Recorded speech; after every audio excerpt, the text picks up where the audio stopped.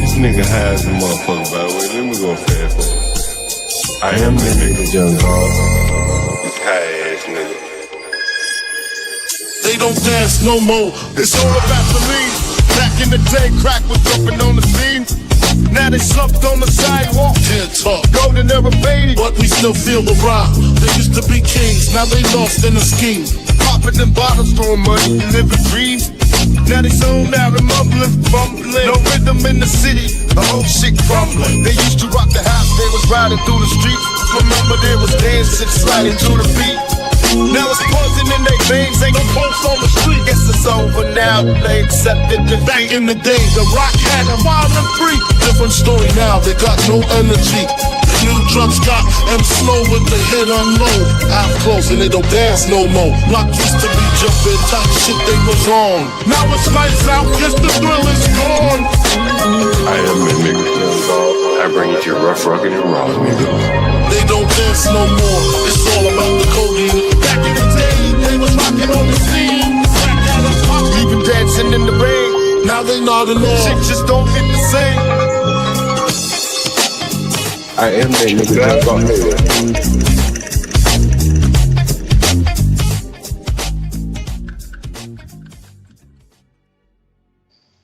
Good morning, good morning. This is the Morning Roast with your host, HB2N, John Galt, and Universal Jones. Welcome everybody to the building. Hope you guys are having a great morning. It is currently 9:05 Central, 10:05 Eastern. Make sure you guys get your coffee ready, your green tea, Earl Grey, whatever you're drinking this morning, or even the box wine. Salute to 12th man. Good morning, everybody. Shadow Observer, Sweet Auntie. Good morning. Me, I'm personally, I'm doing really good this morning. Back on the road. US 69 headed north in Oklahoma. We're making moves today. Make sure you guys hit the like button, subscribe if you're new here, and as always, if you want to help sponsor this episode, hit the Cash App. Hit the Cash App. Hit Porsche's Cash App, $ PORSHAJAYE. Why are we here?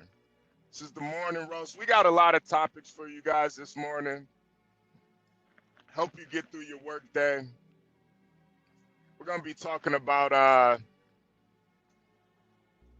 Dr. Umar Johnson. You know, people are calling him a deadbeat. They're saying he wasn't in his daughter's life. Come to find out, he was paying child support the whole time. I don't think you could be a deadbeat and pay child support. I think it's one or the other. Either a deadbeat doesn't pay any child support. Deadbeat doesn't financially support his child at all. That's a deadbeat. And unfortunately, a lot of moms, they want to go to the courts instead of working it out like a goddamn adult.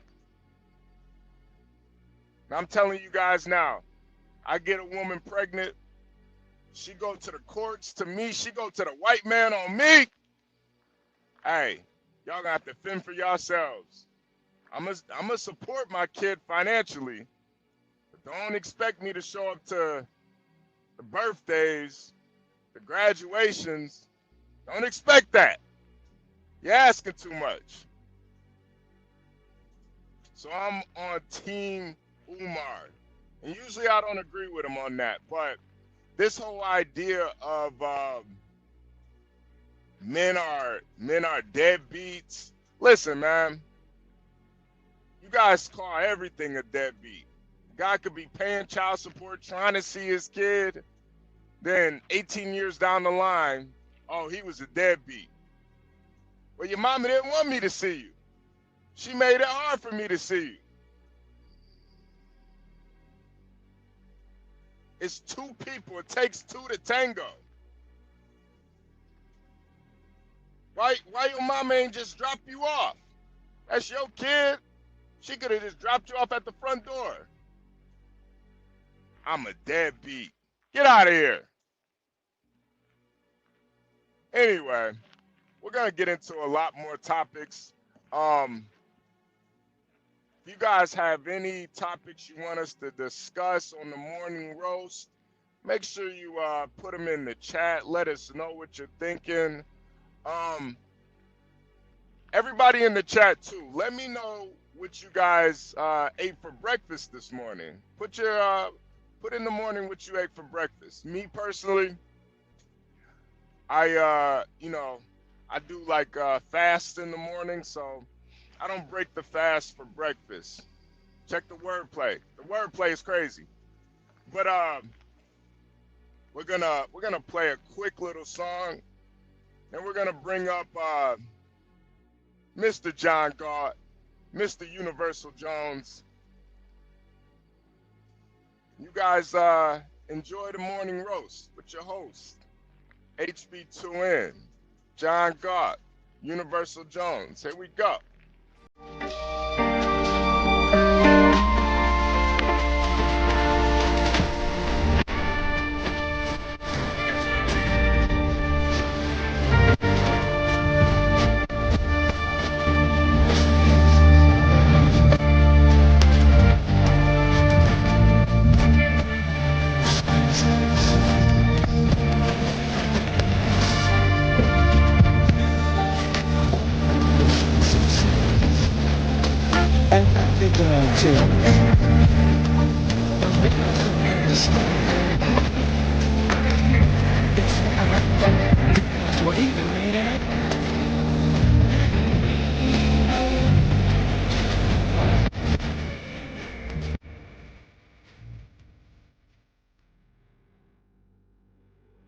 There we go. There we go.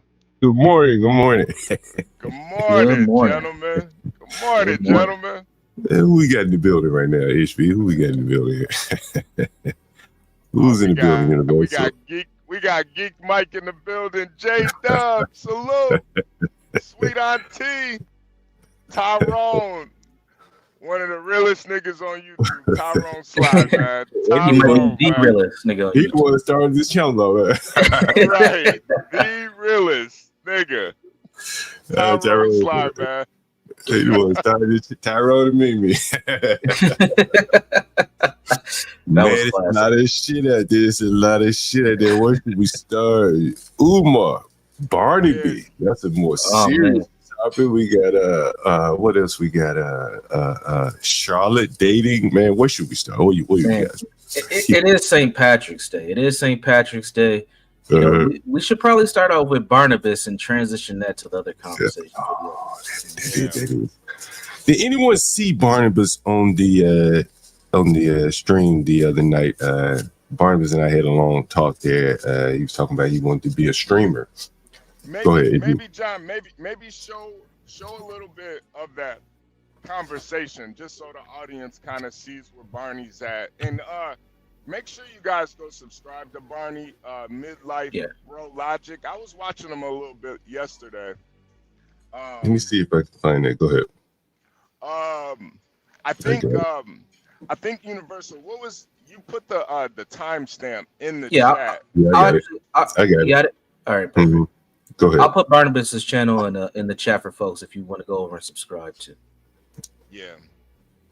So go ahead. While I'm pulling it up, go ahead. What do you guys think about that Barnabas from the other day? You know, Barney is a real good dude. Very talented, actually. And, you know, I think Barney's issue, respectfully, he's a little bit too politically correct and too tame on his show. You know, I check in a lot, and you know, he's trying to play, you know, he's being a little bit too tame. I think for a lot of you know, full-time YouTubers, they create sort of a cult of personality. Yeah. And you got to be a little bit more animated and you know, put on a show for the people. The people want a show. You know, yeah, they want to be informed, they want to learn things, but ultimately they want to be entertained. Right. And I think Barney, he has to turn it up a little bit. But this, you know, this phenomenon of people wanting to be full-time YouTubers is, I think it's kind of like you're putting the cart before the horse. I think for some people, it can work if you create, you know, an alter ego or a personality. I watched one guy. This guy, he pretends to be a vampire. I'm not gonna promote his channel, but the guy literally pretends to be a vampire, and it's so stupid that it actually works. Like, it's retarded. Like, I know he's not really a vampire, but he goes live real late at night. He has these colored contacts in. He has fangs. And he just pretends to be a vampire. He plays into it. And you know, I think for some people the content kind of drives them to be a full-time YouTuber. But you know, I think first you have to have a real passion for something. And then let the you know, let it just come to you naturally. But you know, yeah, that's just kind of what I think about it. Yeah, you know, one of the things is you know, it's a lot of things to unpack there. We probably won't have time to cover it all. But one of the things, you know, I talked about is, you know, I don't think you should be led by the algorithm, you know. And one of the things he said was he's doing this the what do they call it, vertical streams? Yeah, vertical streams. Yep. Yeah. Because it brings him a lot of views. Hence, the algorithm says do that. But the views aren't quality views. So when he does a panel like this, he doesn't get the same type of viewership. So in other words, he's not building anything. And then the other thing he says, you should just go live when there's an event. Well, that's kind of following the algorithm as well. And then people tune in to hear the event, and then they're gone. They don't even wait or want to hear your point of view. And so I think that was part of his problem, following the algorithm, where he ends up following the algorithm. And it doesn't really monetize. He even showed us how much money he's made. Man, he had a lot to unpack. What should we start? Let me play a little clip, and then we'll see what he says here. Then I'll end the show. That's my goal. Yeah. I'm also not opposed to making videos. I mean, I've tried a lot. I've made shorts, made videos, I've edited shit. But at the end of the day, you know, I'm trying to grow an audience, and that the best way for me to do that is go vertical. You know, anytime Trump says something, just go vertical, fucking talk about it. That's when the numbers come. That's where I see the growth. But again, it's the vertical growth. It's not the fucking. So the people that watch you vertically aren't going to watch you horizontally. Well, they don't hit the bell. They don't necessarily pull up back. I mean, I have a few fans, just fucking awesome. But you know, I can't pull. If I got 20 people in the chat, that's fucking good for me. You know. You mean when you're horizontal? Yeah. Yeah, that's what you're saying. Huh, that's interesting. Because I watch your show and I always see you vertically, and I see you do pretty good numbers over there. I think one time you had like 40. Was it 40? How many people did you have in the audience? The biggest time? And when Trump got shot, I had like 1,000 people fucking watching. But recently, you had a lot of people in the audience one night. Yeah, no, it happens. Or something like that. No, it's like 400 or 500 one time. Yeah, I mean, it's awesome. Sorry, yeah. It's awesome. It's like, yeah, and you feel it. You're like, and you feel like, yes, I'm making it. I'm gonna be a fucking YouTuber. And then like I'll go horizontal, and it's just like fucking 6 people show up. It's fucking humiliating. So like, it's fucking humiliating. Yeah. Yeah. Yeah, it's hard when you listen to him without thinking about the words that he said. Honestly, you know what I'm saying? Like, you know, he seemed beaten to me, and I hope I'm not projecting onto him, but that was what I took from it. It's cutting deep. You know, it reminds me of a Kanye line. He had mentioned in a song, you know, he's crowdsourcing his self-esteem, and that's literally what he's doing. He's looking at the numbers. When those numbers are elevated, he's feeling good. I'm doing it. I'm making it. And when they're not, he's crashing out. You know, I think one of the biggest things he is stuck on the algorithm. But what I would suggest is that he focus on building a community and a personality and a perspective that his community wants to hear. So when he does have those big moments, and you know Trump does something, he can grab as many of those viewers as possible to come on into his community and build from there. He's got good numbers for where he's at. He's only been doing it for a year, from what he said. He just needs to stay the path and not get too personal with it. One of the things he pointed out here was he went on this guy's show. Yep. The guy in the upper left corner here. I think the gay guy. I'm not sure. It doesn't matter. Anyway, this guy seemingly does pretty well by cash super chats, according to Barnabas, right? So Barnabas is like, yo, so I wanted to get on the guy's show. He has about 22,000 subscribers or something like that.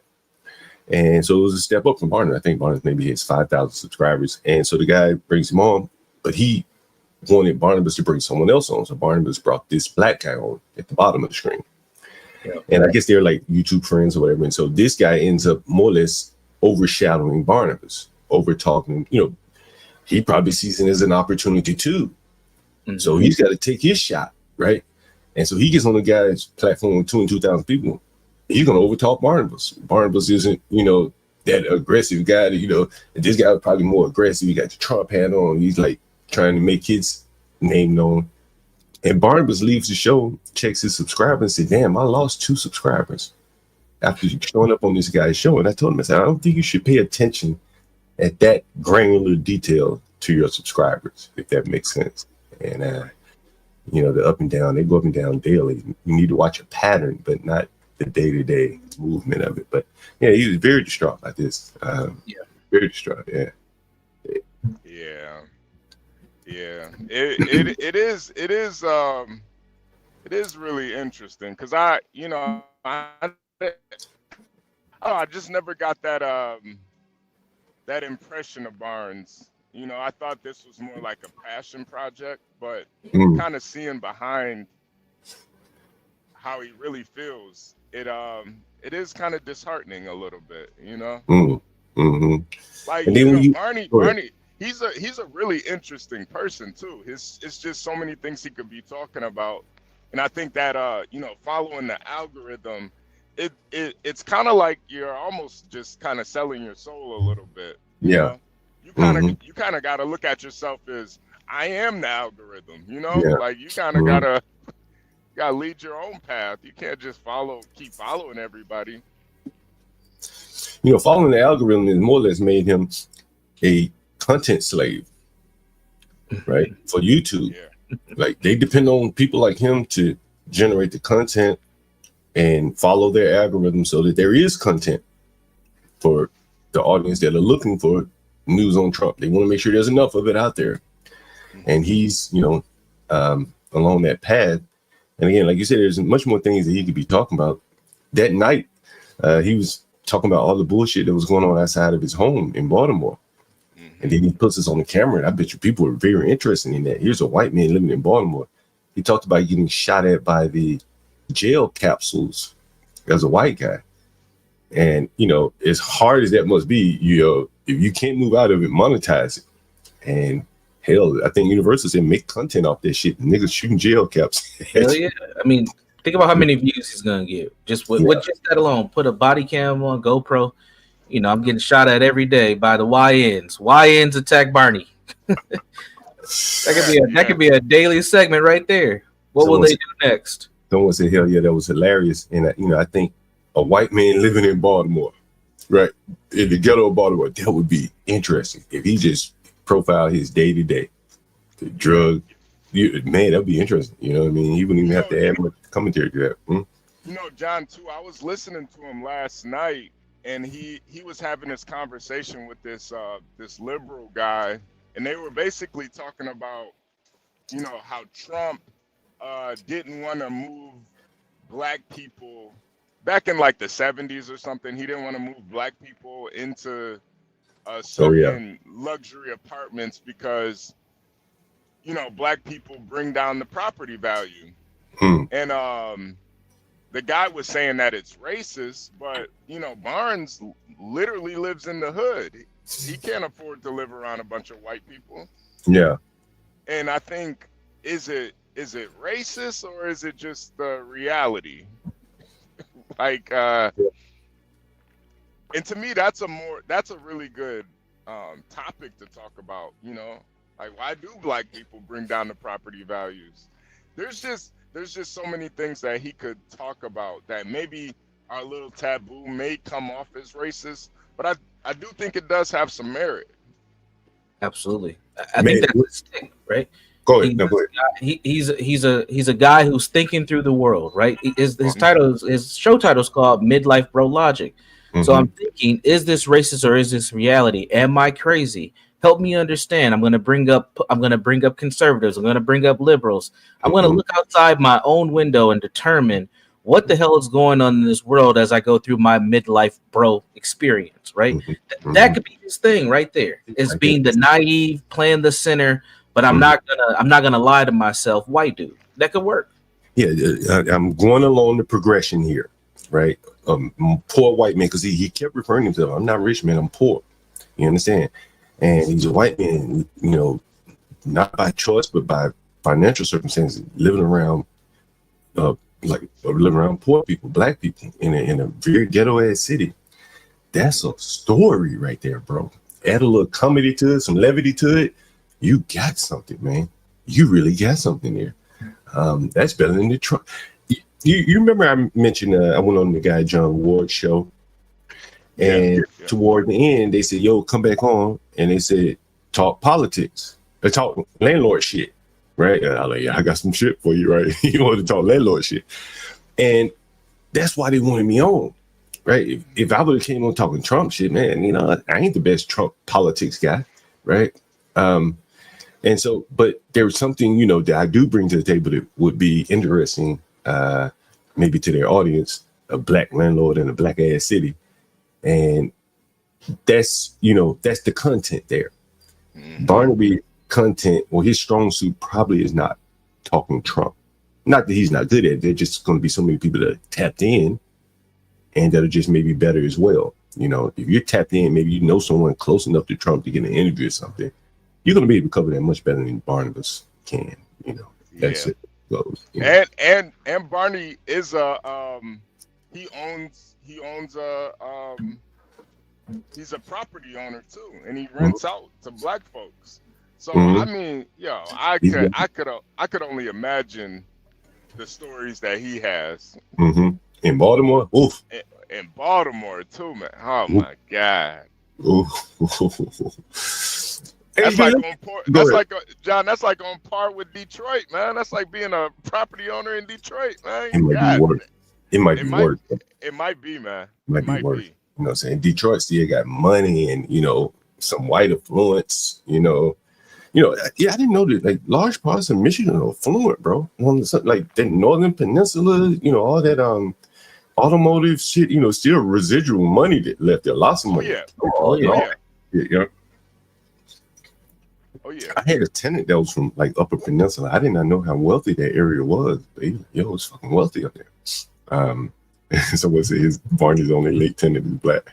But do you remember how he talked about the trash? We're gonna move on, but you remember how he talked about the trash, man? It was just like one of those things like he just could not understand. Like, why would they be, you know, making so much trash? You know, it's just one of those things that from a white guy's perspective, I think it would be very interesting to hear. But this is the topic. You want to do Umar first? You want to do this? Well, let's do this one, and then we can transition to Umar because Umar takes a lot of energy. Yeah. Ooh, for the fellas out there, fellas, there's no need to despair. The numbers on your side, fellas. Yes. You know, Universal, you said something before I jump into this. You said something that made me think about you as soon as I started watching this video and you got into men don't go to these in-person affairs. I remember you see that. I didn't understand why not. Women go. Men want to swipe left, swipe right, right? And so here is this is a layup for you, Universal, right here. But the story doesn't end there. It gets really interesting. In this episode, we're going to be following two boy. But let's check out why this is one of the most strangest experience that this specific creator had in Charlotte with this video titled Charlotte Speed Dating Event. That I am not excited about. This is actually my worst nightmare. But here we are, trying new things in 2025. All right, pause it. IRL dating and deleting the... Yeah. All right. I'm going to add some commentary as we go through this.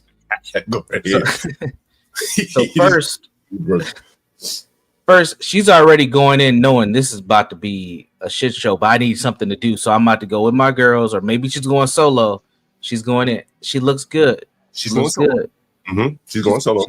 She looks good, right? She's sexy, but kind of not classy, but business casual at the same time, right? Happy hour look is what I call this. Okay, she's got her wig on. She's ready to rock and roll. All right, let's play it. But listen to what she's saying. She said something that I think you just pointed out. What did she say? Trying new things. Radio fit check, headed to a speed dating event that I am not excited about. There it is. You heard it, Universal. I'm not excited about it, but I'm gonna try it. But she's already going in with a defeated mentality, which she's gonna find out. Now, I was in Charlotte a few months ago. At the end of the year, there's some beautiful women in Charlotte, but I guarantee you, man, Charlotte's amazing. Charlotte's amazing. But if you're a man in Charlotte, like you can have your pick of the litter. So this kind of event can set a man up, but it's a very awkward dynamic. You're really better off not going. But let's hear what she goes. We're about to find out, University. Oh, this is actually my worst nightmare. But here we are, trying new things in 2025 in the name of IRL dating and deleting the apps. So here we go. So she said she's deleting the apps. That's what the men are. Yep. Here's the full fit. Cute, but like a little sexy. I don't know. Maybe too sexy. Who cares? Whatever. Bye. As I'm driving here, I'm realizing Looked like her apartment was nice. Some kind of deep looking car, sunroof in the car. Okay. I actually really don't want to do this. Really? She said, I don't really want to. God, but I mean, she's going in fucked up. Would you say this fair, Universe? Yeah, but her, I don't know how old this woman is. I'm assuming she's in her early 30s. She looks like she's in her early 30s. Yeah, I guarantee you her last 4 years of her dating life has been fucked up. So she knows she's got a mountain to climb here. Life ain't been no crystal step. No. Everything else been good. Education, work, financial. That man thing. What did Kanye say? This might be a Kanye quoted episode. What did Kanye say? What was the name of it? What was the song? I wonder. And he said, would you trade it all? Yeah. The clip, we got to get. I'll pull up the lyrics. Let's roll her. I'll pull up the lyrics in a second. Like everything in me wants to turn around and go home. Everything in her want to go home. Get in her bed, curl up, put a pillow between her leg and watch TV. On one end, John, they want all the things. They want all the things. And on the other thing, everything is telling me this is not good. This is not good.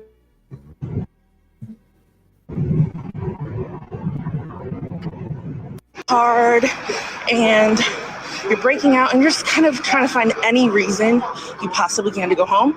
That's me right now. Universe, girl, go home. Girl, go home. Girl, go on. Turn around now. Going back home. That's a walk in here. So she doesn't seem excited at all. Like the prize, simply because we outnumber them. We outnumber them, like truly. Like in there was like 75 women and 10 men. 10. I have. HB. Yeah. That's the John, that's the reality of dating too, man. Yeah. That's the reality of dating. 75 to 10.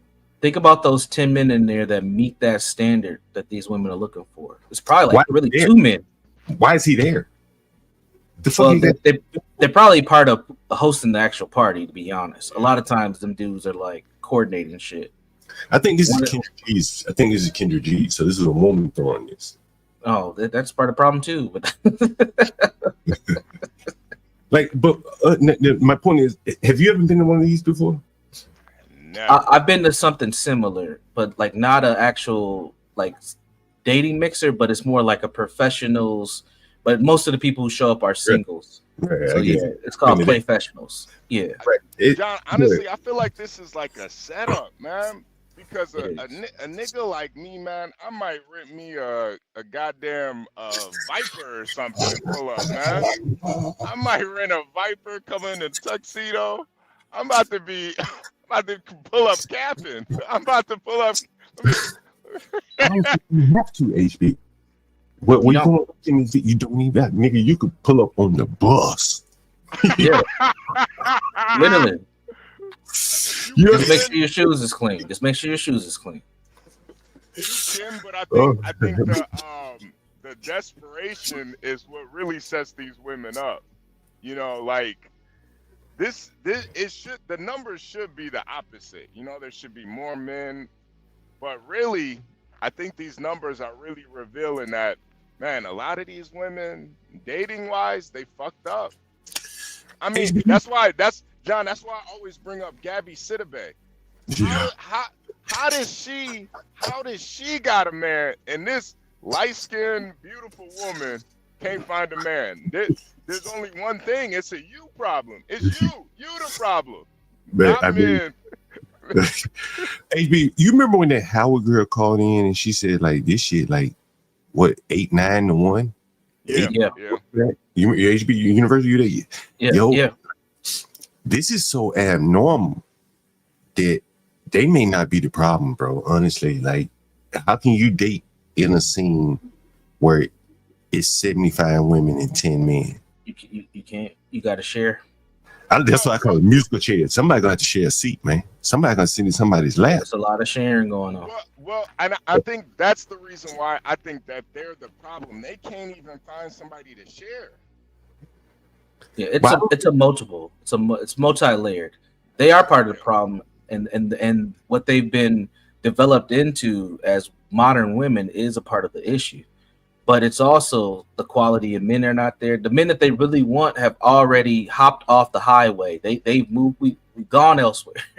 Either they found their person, or they've hopped to another ethnicity. That's what's happening. Or they're choosing just to ride that carousel and just hop on a pony, hop off a pony here and there. Yep. A lot of guys, they just fuck around, man. Because it's like, what's even the benefit of dating seriously if the women are like, not even really worth it? And if you could still fuck, like, what's even really the point, honestly? Yeah, but see that creates the double-edged sword, right? Because if she conserves herself more, she's not going to get the attention because so many other women are. Like, look how this woman was dressed. She had the business casual suit on, but she also put that lace shit on too, right? She has to compete. Right. She had to hike them titties up. Like, she has to. Right. She has to. And I call it kind of like the women kind of undermine each other in a way, not deliberately, but they can't put on a unified front because some woman has needs at any given point in time where she may take, a brother that shouldn't be out here getting any women. And so the marketplace for men is just, in this situation, it is almost, nonsensical to choose one when you can have more than one. You've heard it was the two bulls going downhill, old bull and young bull. You ever heard it? They're saying. No. Anyone ever heard this? Anyone in the chat ever heard it before? No, so what is it, John? What is it? Down the hill, the old bull and the young bull. The young bull said, let's run down the hill and fuck these bitches. The old bull, I think saying the old bull said, we should walk down here and fuck all of them. Right? Something to that effect. And, in this situation, man, like, there's no need to rush into anything with either one of these women. You can have them all. right? Somebody said, yeah, yeah, yeah. You can have all these motherfuckers. Yeah, I have heard of this. Yes. Right? Yes. You can have them all, nigga. Right? You ain't got a relationship with one of them. Nigga, you can be sleeping with all these women. Right? Yep. 3 niggas can divide them up. I take 10, you take 10. and then cycle them out. God. The other 45 they just short. Let's get back into the video. I have so much to tell you. I lasted 17 minutes in there. Worst and only dating event I've ever been to. All right, so you guys heard it for yourself. It's part of this from the actor. Here, we're gonna move here. Is her walking back from the actual singles event.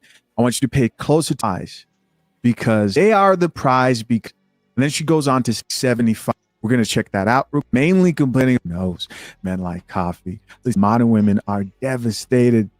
So I went to a singles event, and when I got there, it was literally 90% women's. And I was like, I'm gonna go now. But even in that video, the chicks had the same question. Where are the men? Why aren't they attending singles events? In this video that we're gonna see, which is a follow-up to the chick who went to the event in Charlotte, she explains what exactly happened. This is gonna be crazy. And why this was the most unhinged speed dating event of my entire life. Dating in Charlotte is a problem. Honestly, this needs to be studied. This experience needs to be studied. Having been here for only 6 months, coming from Houston, Texas, this is not. Where was worse? This shit is right. Do you see any solutions? Like, if you're in Charlotte, what are your solutions if you're a sister gal like her? You have to interracially date. Yeah, can she go cross the lines? Can she go cross? Honestly, man, because she kind of looks like Bert and Ernie a little bit. So I don't even know if she could cross the lines. The last one you posted, she could probably cross the line. Yeah. Nigga cross the line for her. Yeah, right? Motherfucker cross the line for her. Cross the street for her. But she I don't think she won't cross the line, HB. Let's be honest. She want her bro, man. I don't think she can cross the line. Can she cross the line? Yeah, she can, but she's gonna have to lower her. See, this is where they get into their trap. They have to lower their standard. And let's be honest, HB. We know in our age range, we've seen a lot of beautiful black women, and we've seen it with white dudes or other dudes. We're like, how the fuck did these two get together? They'll lower their standards when they get desperate enough, and she may be in one of those types of situations. I think she want bro man. Oh, of course, yeah.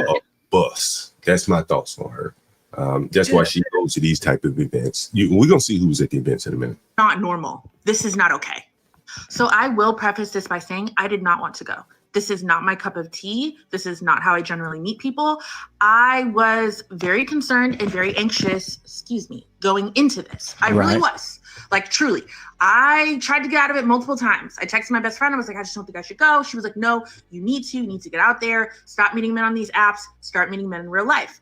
As we know, men don't approach women as much in real life. So a speed dating event felt like the perfect place to meet men where they would feel comfortable approaching women and women would feel comfortable being approached.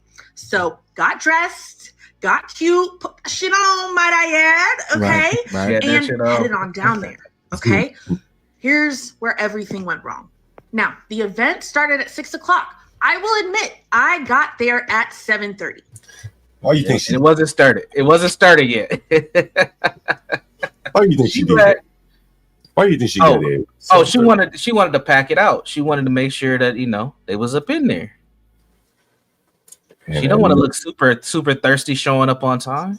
But she is thirsty. Of course, she's fucking dehydrated at this point. That thing throbbing. See, I ain't gonna say maybe a problem, but the thing about it is the flyer said this is a mix and mingle speed dating happy hour.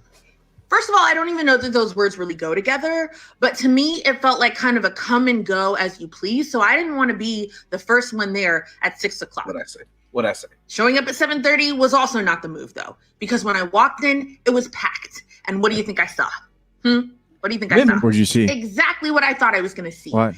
80 women sitting alone, no men in sight. Damn, look at that big ass back. God damn, John. Yo, John, you can play spades on that back, man. Me, Universal and Stanley, we can play spades. How many sets you got? How many sets you got, HB? Oh man, I got at least 7, man. We good. We got them. We got them. We can play, Lord. Dominoes. We play dominoes on that back, man. She wouldn't even feel it. I slapped the dominoes down. Wham! God damn! I would cut some of that shit out, put it in the skillet. Cut some fat off that back, man. Make some bacon. God damn! you know I like them a little thick though, so I ain't complaining. But God damn!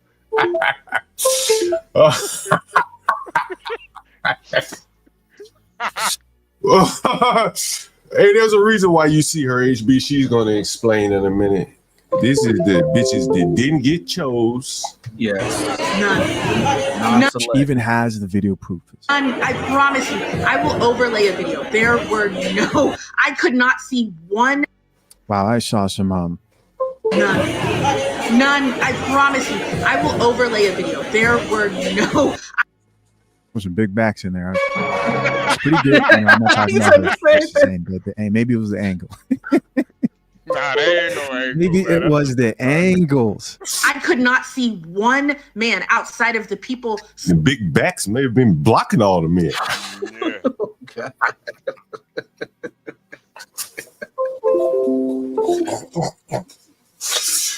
Oh man, I'm gonna put the audience on some IG game in a second because you can finesse these situations. HB, where you gonna talk about the elephants, plural, in the room? Servicing tables at this place. So eventually I get the courage to go sit down with a group of girls at a table, and I'm like, yo, where the niggas at? Where are they? Where you think they at, HB? Where the niggas at? HB, where you think the niggas at? They already got all the numbers they need and they left, man. They setting up the Airbnb. They about to rent a room from you, John. They about to rent a room and take one of these hoes to town, man. I know I'm late. Like, is there some sort of game going on where the men are in one room and the women are in another room? They're like, oh, girl, you just got here. You must not have heard. There's a game being played. I'm like, what's going on? They're like, basically, about an hour ago, she came downstairs, took all the men, 10. Keep in mind, there's like 85 women and 10 men.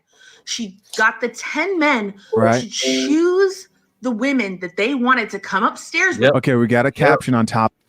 Nigga. Oh. Yep. So, John, you just said something, and then this is what these things are. She said, is there a game going on? And there really is, of the select and non-select.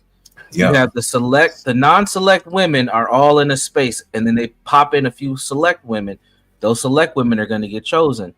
Now, from a female end, they have select men who all meet a very high ass criteria from what they tell us online. And I guarantee of those 10 men that were there were probably only about 2 or 3 that met that criteria.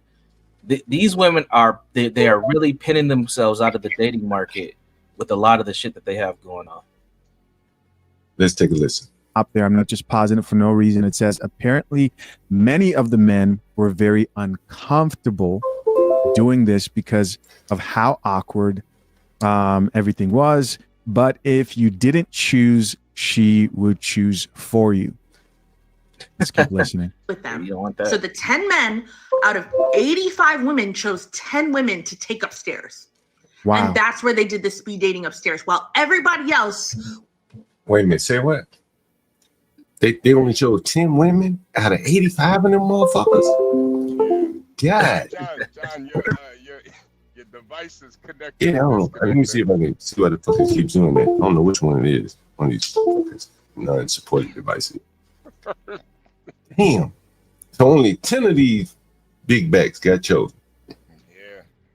It's sad, ain't it? It's sad. Damn. They should have been serving ice cream there, man, so they could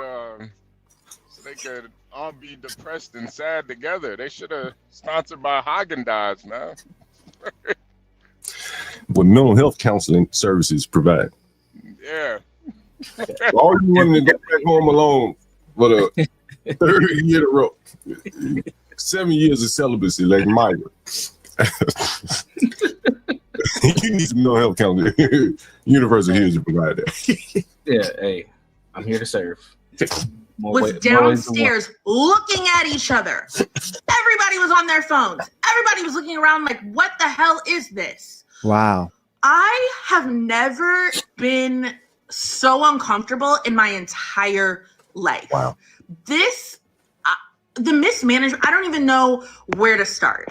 This was a ticketed event. So the event owners knew, hey, we have 85 women RSVP'd. And that was the game right there. Yep. Got them.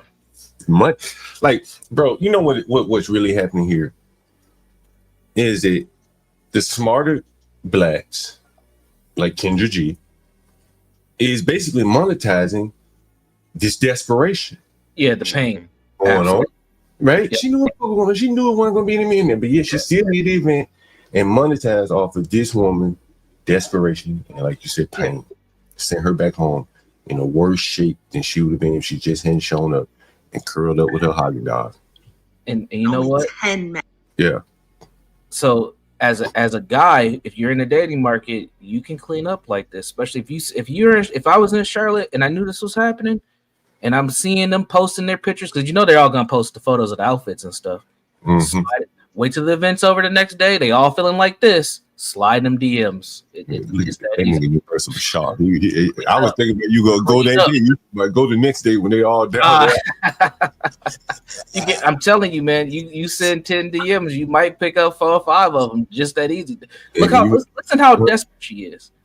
The doorway to access is available. She left the fucking door open, no code. You know, you make a good point. It's probably better not to go to these events and just see who went, pick them up afterwards. Exactly. And for the Jane ladies, please you get pickup lines here for you guys. They knew that this was a problem going into the event. This was not a surprise. Right. And I figured there would be like a level of disparity between the number of men and women, because speed dating tends to attract women and not necessarily men. So when one girl came downstairs from the 10-person thing, we were all like, girl, what's going on up there? She was like, what you think she better say right here, Universe? Man, it can go a couple. Well, she came down solo, so she didn't get selected. So she might come down hating, to be honest. It also depends on what she looks like. She could have said, I don't want now one of these 10 niggas is up here. She absolutely could have. That's one of the other. So which side do you think she went on? You think she said she chose, or she said, I don't want to choose one of these people? Who popped the balloon in this situation? Yeah, somebody popped her balloon, so I think she's hate. I think she's gonna hate. Somebody popped her balloon. Yeah, she came down with no man. Now, I want you to think about it now. Now, I want you to think about it like Kendra winning best 10, right? Kendra went down there and got the best 10, right? She went and got the best of the bunch and brought them to the men, correct? That's what was said. So we're going to find out what happened here. oh, none of them are my type, so I just walked out. And they were like, well, we're handlers. I told you. She came down by herself. We see this on every Pop the Balloon episode. Well, it wasn't good enough for me anyway. No, you got not selected, and that's okay. Like everybody's not gonna get selected. But for her to come back down to, as HB said, the gulag, that level of embarrassment, man, that's just as bad as showing up and not seeing no men there. Wait a minute. You got 85 women, 10 men. She don't want to pick out the best 10 women, right? And then the woman said, they not my type. Who do you think is telling the truth? You think the man not telling the truth, or you think the woman is not telling the truth? Both of them, because the men know that they got the leverage is on their side. So I don't have to pick her. She might still be my type, but look, I seen like 4 other bad ones that I might have a shot at.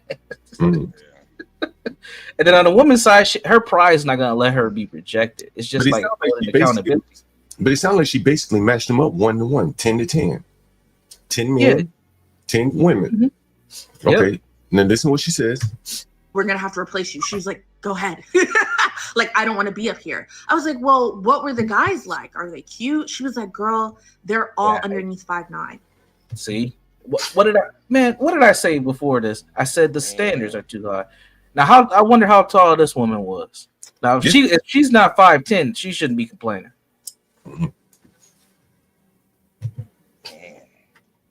What did I say? All of them have the same standard. They want a 6'3" dude who's making $85 billion a year. Why would he be there? Street edge. Exactly. Why would he be there? They all want fucking James Go St. Patrick's from fucking Power, and these niggas don't exist really. But that's what they want. Would a basketball player be there? Football player? Hell no. One trade on Wall Street. No, you know where they are? They're where I'm at on IG, flying them in and out. They ain't wasting their time with this shit. Everybody paying for this shit, right? To hold off my thoughts for the very end. I'm trying to be better. Point blank period. I'm 5'9", so I'm the same. You're at university. She's not. She just told you. Yes, how tall they were. She 5'9". What I say? Look, and this shit is sad. I feel bad, man. I really do. But this is what they wanted. This is the trade-off. We can go back to the Kanye lyrics. This is the trade-off. And see, that's really her problem too. Like, you're 5'9", ma'am. You're a freak, pretty much. Like, you're not even the standard. So you complaining. Like, there is nothing wrong with dating a guy shorter than you when you're damn near 6 foot tall. Like, what is wrong with you? You know, here's the thing, though, HB. Oftentimes you hear these women, they're like, but when I go out, I don't want to be taller than you. How often are you going out where you taller than this nigga, right? How often are you going out wearing 3-inch heels where you towering over him? At your age, probably not that often, right? Right. And maybe after dinner a few times, she getting to the age now where she probably don't even want to wear heels all the time. So you put value on something that, you know, what about when I wear my heels? How often does that happen? You know, yeah, she 5'9", so her feet probably she probably wear about a size 12 anyway. Oh, damn. I was giving her some leeway. You ain't about to wear no heels. Get out of here. Get the hell out of here. Oh, we got Barney in the building. Barney in the building. Barney, we talked about you earlier, man. You guys want to talk about Barney and finish this up later? Yeah, we can cycle back because we can. Well, go ahead, HB. We got Barney up here. Yeah. Well, I do want to listen to more what she says, and then we can. Yeah, Barney, you want to come in on this? I don't know if you're a relationship commenter type guy. It's more or less, really, to be honest with you, it's like I wouldn't even say it's relationships as much as an upside down dynamic within the Black community, where it is creating a market where men have no incentive, or I would say a disincentive, to get married. And that's what we've been covering right here in this video right here. Okay. So if you're interested, you can hang around. If not, I'll hang around. I'm sure I got something to say. Y'all want to talk about the review of Barney first, or you want to go forward? Well, yeah, let's finish this and then go back to Barney. Yeah, we'll wrap this up. To give you a quick summary, Barney, what's happening is this woman's in Charlotte. She's been there for about 6 months. She went to a dating mixer, singles mixer, and 80 women were there and about 10 men. And then the host of the mixer ended up doing some weird shuffling and brought like the 10 cutest women to talk to the 10 men in a private space. And what she's doing is responding to her experience. I mean, I guess my question is, I'm not single, first off, but I've seen this when I was single and I was thinking about it. Like, man, maybe I should go. Because if those are really the odds, I mean, would any of you guys ever do that? Have you ever done that? So wait. Before we answer your question, why didn't you go? I'm a coward. I'm a fucking coward, man. It's embarrassing. I'm scared. I'm scared of rejection. Oh no, they're going to say that I'm stupid or fat and white or whatever. Barney, even with those odds though, like 8-1, even with those odds, you would still be. Well, if I knew ahead of time it was 8-1, I would have been like, "Fuck, let's go." Can you turn up your mic, HB? There we go. Yeah. But you don't know. You might show up. It might just be like a bunch of Chads, Chad Thundercocks, or it might be like a bunch of fatties, or it may be like a bunch of baddies. They're just like way out of my league. What am I gonna do? I'm gonna stick on the corner, stick on the wall like a wall. You're gonna get an 80-20 at these at the black ones. Hold on, Barney. Can I get Universal to respond to what Barney just said? Yeah. Well, either one. I don't want to. Yes. If he knew the numbers were going to be tipped in his, in his favor, he would go, which makes sense. And again, then this is where race comes in. If you look at these black events, you are always going to get more women than men. So the odds are in your favor. And honestly, as a white dude, Barney, you can go in here and clean the fuck up real quick, bro. But listen, hold on, Barney. Hold on. They're not marketed black. Well, you got to read between the tea leaves, bro. You got to. But here's what I noticed. What you said, Barney, and stuck out to me as soon as you said it. I think a lot. I think a lot of black men, and this is just my opinion. You ever heard the term about like when you're racing, you don't look behind, you don't look to the side of you? Anyone ever play track? Yeah. Oh yeah. I think that's kind of how black men are when they're aggressive with. Nigga, they don't give a fuck. Fuck, who's there? Yeah. They don't give a fuck. Like it'd be 10 niggas in the room, and they walking in. I'm about to get me a bitch out of here. Like, I'm leaving with something. I think it's that attitude that black men, and I'm not saying this in a positive way. I'm just stating it as it is. It may be overconfidence. Where they just don't give a fuck, they shooting their shot, they're not looking at the competition, you know what I mean? But how do you teach like a simp or an insecure dude or a dude that just doesn't have the gift of gab, that just can't pull up to a chick anytime, anywhere and just go for it? Like it's not like, oh, just because you say it, it's easy for someone. It's easy for like a person to fly a plane because they know how to fly a plane. It's easy for someone to jump off a diving board and do 57 flips because they know how to do it. But for someone who doesn't know how to do it, it's like trying to rewrite the globe or some shit. I don't know, but Barney. Well, this is why Hitch was important. Go ahead, HB. But Barney, you don't have a problem with women, man. I think this whole self-deprecation thing is just your stick to kind of get pussy. I don't think you have a problem getting women, man. Listen, I have a woman, so I'm not looking, baby. I love you. Don't worry, I'm hanging out with these guys. I'm not going to be led astray. I'm not going to one of these mixers, so don't worry. But I gotta corrupt them. Now you know. There's been times in my life. I mean, come on, when you see a woman and you're just like, you kind of simp out, right? Yes or no? I mean, come on. I think everybody gets to that point. But when you're in the hunt mode, bro, no. This is why the movie Hitch is so important, and it's fascinating that a black kind of instructor, facilitator, and a white dude who needed to help. Because you see this shit happen in the manosphere, this red pill space as well, where you see the black content creators elevated and they the ones who put a lot of that game out there, and the white dudes are like trying to make a fucking science out of this shit, where black dudes make fucking theater. This shit's art to us, because again, we are developed in this way to get to this kind of space. And like John said, we're not thinking like, man, we got all this competition. Like, we don't give a fuck, man. We're trying to lead with something. That's part of the game. At the end of the day. And part of it could be that the numbers are so much in our favor. That could be part of it, right? Like, let's listen to some more of this. Like, I really only talk to people about 6 feet. So she was like, no, every single person was short. It didn't make sense for me. This entire like way that they're doing this isn't like interesting to me at all. So everyone was just sitting around waiting for the men to come downstairs so that they could have a chance to talk to them, I guess. I was not going to be one of those people sitting and waiting. I mean, what am I supposed to do when they come downstairs? Bum rush them? Especially after you've told me they're all pretty much below 5'9"? I'm out of here. Like, after that, I had nothing to say. The cool part about it is 2 people, though, they had seen my previous TikTok. So your girl felt a little viral. Slightly embarrassing, but also fine. So at least you went viral, guys. At least you went viral. What did I say? Man, what did I say? Lie in wait, gentlemen. Lie in wait. Pay attention. You slide. I'm telling y'all. I think I'm playing, man. Listen. She got scooped easy. Look, she got 2 people that seen her TikTok.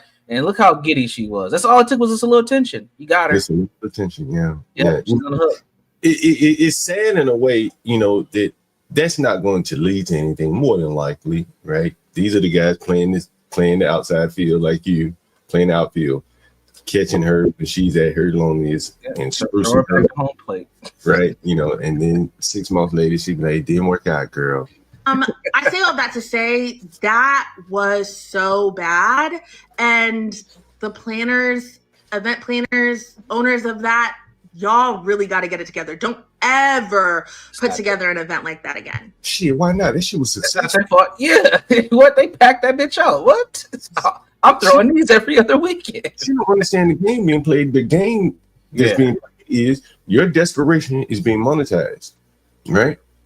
We're gonna throw we probably had a flyer with good looking men on the front. She probably thought they were gonna be there.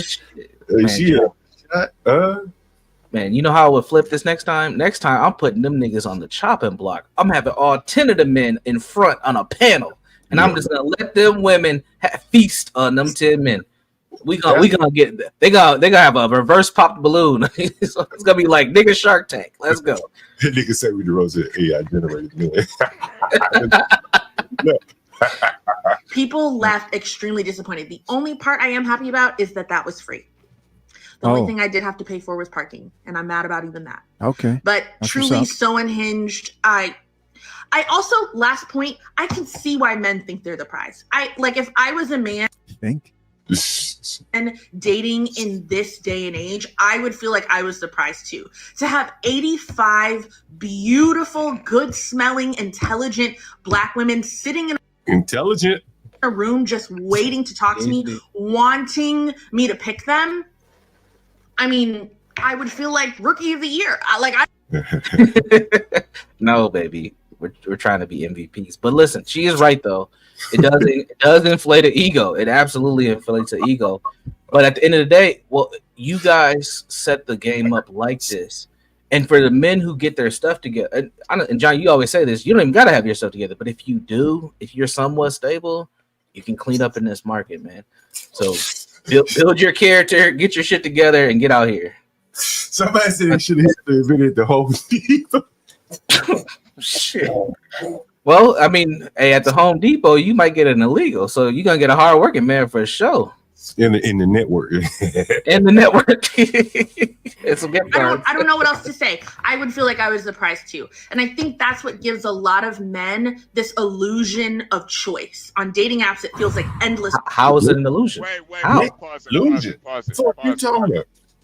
Yeah. Pause it. It's not an illusion. It's the reality. And I think she's living in a delusion. That's the problem. No, like she's Go ahead, Barney. I'll be right back. Wrong. If she's going to talk about these dating apps, she's wrong, right? Like, I mean, do we need to? I guess I'll just. Maybe you guys don't know, but the problem with the dating apps is like a girl like this. I don't know what she really looks like. I mean, we could look at her. She's got light skin, clear skin. She's kind of sassy. She got big shoulders. I don't know what's going on there exactly. She got to stand up, give me the Kendra cam. But a girl like this has no business talking to like a good looking dude like no homo HB. Do you know what I'm saying? Like you shouldn't give this you shouldn't give this girl the time of day. But HB driving around the country, staying overnight, he may need to stay warm at night. He may pull up Tinder. And he may swipe right on her. Now, she thinks that she's qualified for HB. But the thing is, HB may give it to her for one night, passing through in his truck in the back. But she's not qualified for a relationship with an HB. You know what I mean? And that's where she gets confused. And that's how these dating apps have messed it up. And the dating apps, it's like the real numbers, it's like 10-1. Yep. Dudes to chicks. So it's really on that level. But the problem is, once one of these chicks like bangs a couple really good looking guys, that she normally wouldn't, because back in the day, like a good-looking guy wouldn't even want to be seen with this woman or go on a date with this woman. And now it's like he may get her on Tinder and be like, let's just come to my house, let's get it on, and she'll do it. Yep. And she thinks she's qualified for this guy. She's not. But then like you have to deal with these chicks who have banged all these good-looking dudes, and then you're sitting there at your average self or below average or whatever it is. And it's I know white guys like turn everything into a science and label everything, but there's a term for it. It's called alpha widow. Like maybe who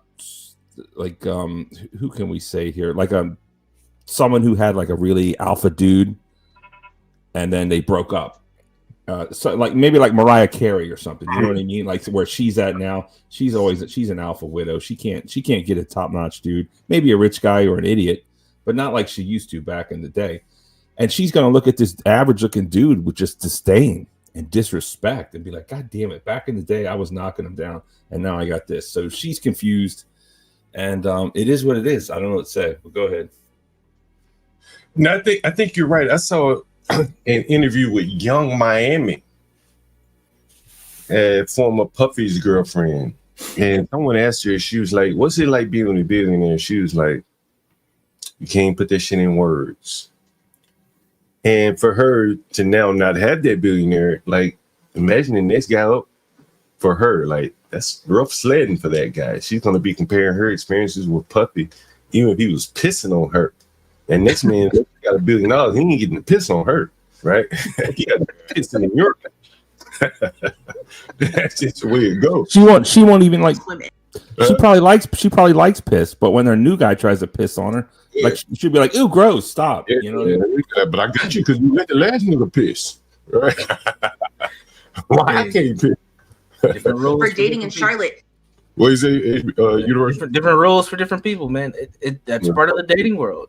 Yeah, Hey, man, you get what you can pay for. Literally, dating has become a transaction, unfortunately, and you gotta have status and clout to get certain things, and you might look up on something here and there, but that's where we're at, man. It's part of the game.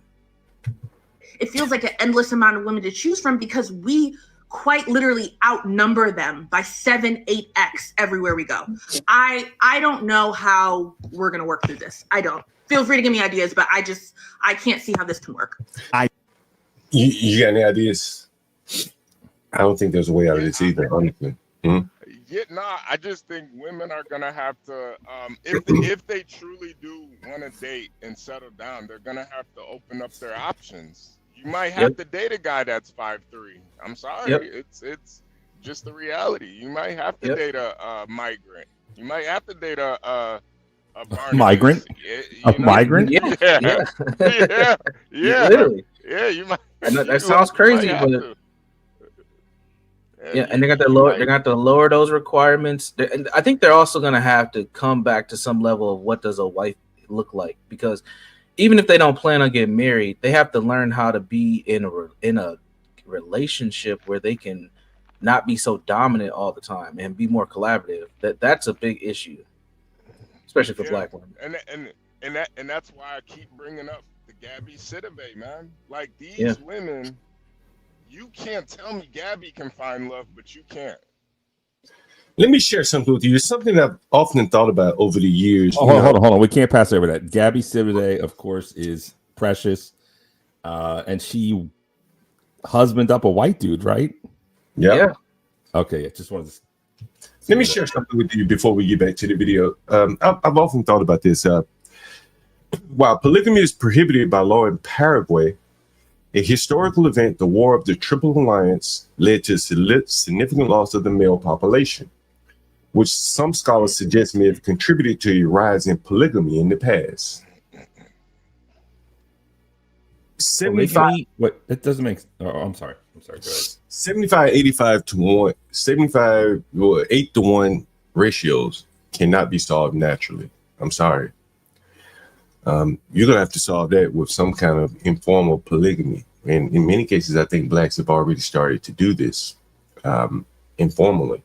It would be illegal, but you often see men having multiple women. We've seen the most successful Black men, neos of the world, have 4 women. That is the only way out. Is a paradigm shift in the things that you'll have to be willing to accept, and maybe they will never accept it, but. Downstream from that 8 to 1 is all the baby mama drama and all that bullshit. You know what I'm saying? That's really what I believe, in my opinion. Yeah. And we'll play a little bit more of this.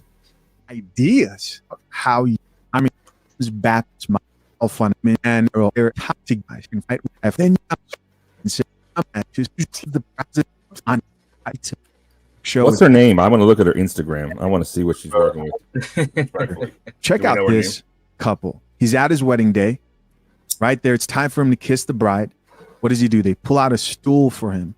He stands on the stool confidently, and he kisses his bride. Now, that's what he was saying. I never understood this shit because the truth is, my father's short, and he really is my father because my brother looks just like me. And this may sound gross, but I never realized that if I look at these old pictures of my mom, she was like really hot, respectfully. And I never realized how bad it was to be. I'm 5'11", so not short, not tall exactly, but I never realized how bad it was to be short as far as being a dude in the dating market until, I guess, I don't know, the internet, YouTube, and the red pill popped off.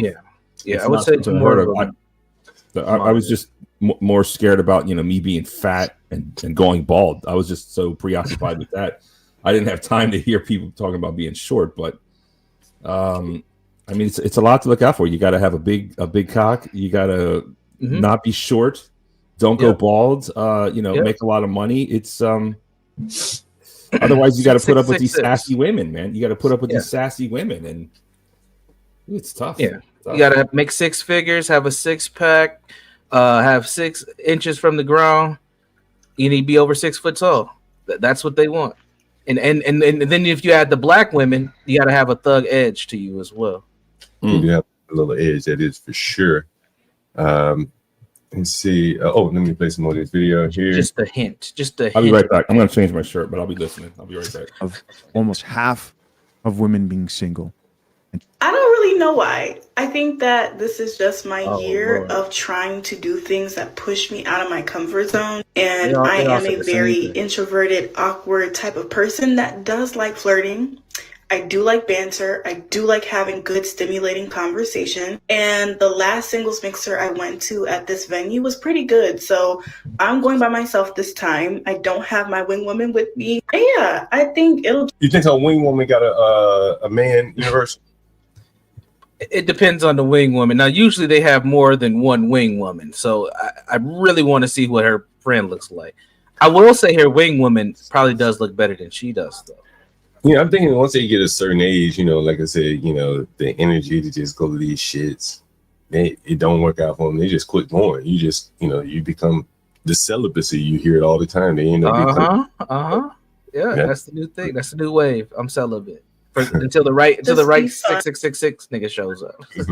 I will give you guys an update if you want one, but I'm not going into this with the mindset of finding somebody or having any serious connection. I just want to get out and talk to people and maybe learn something new and just have fun.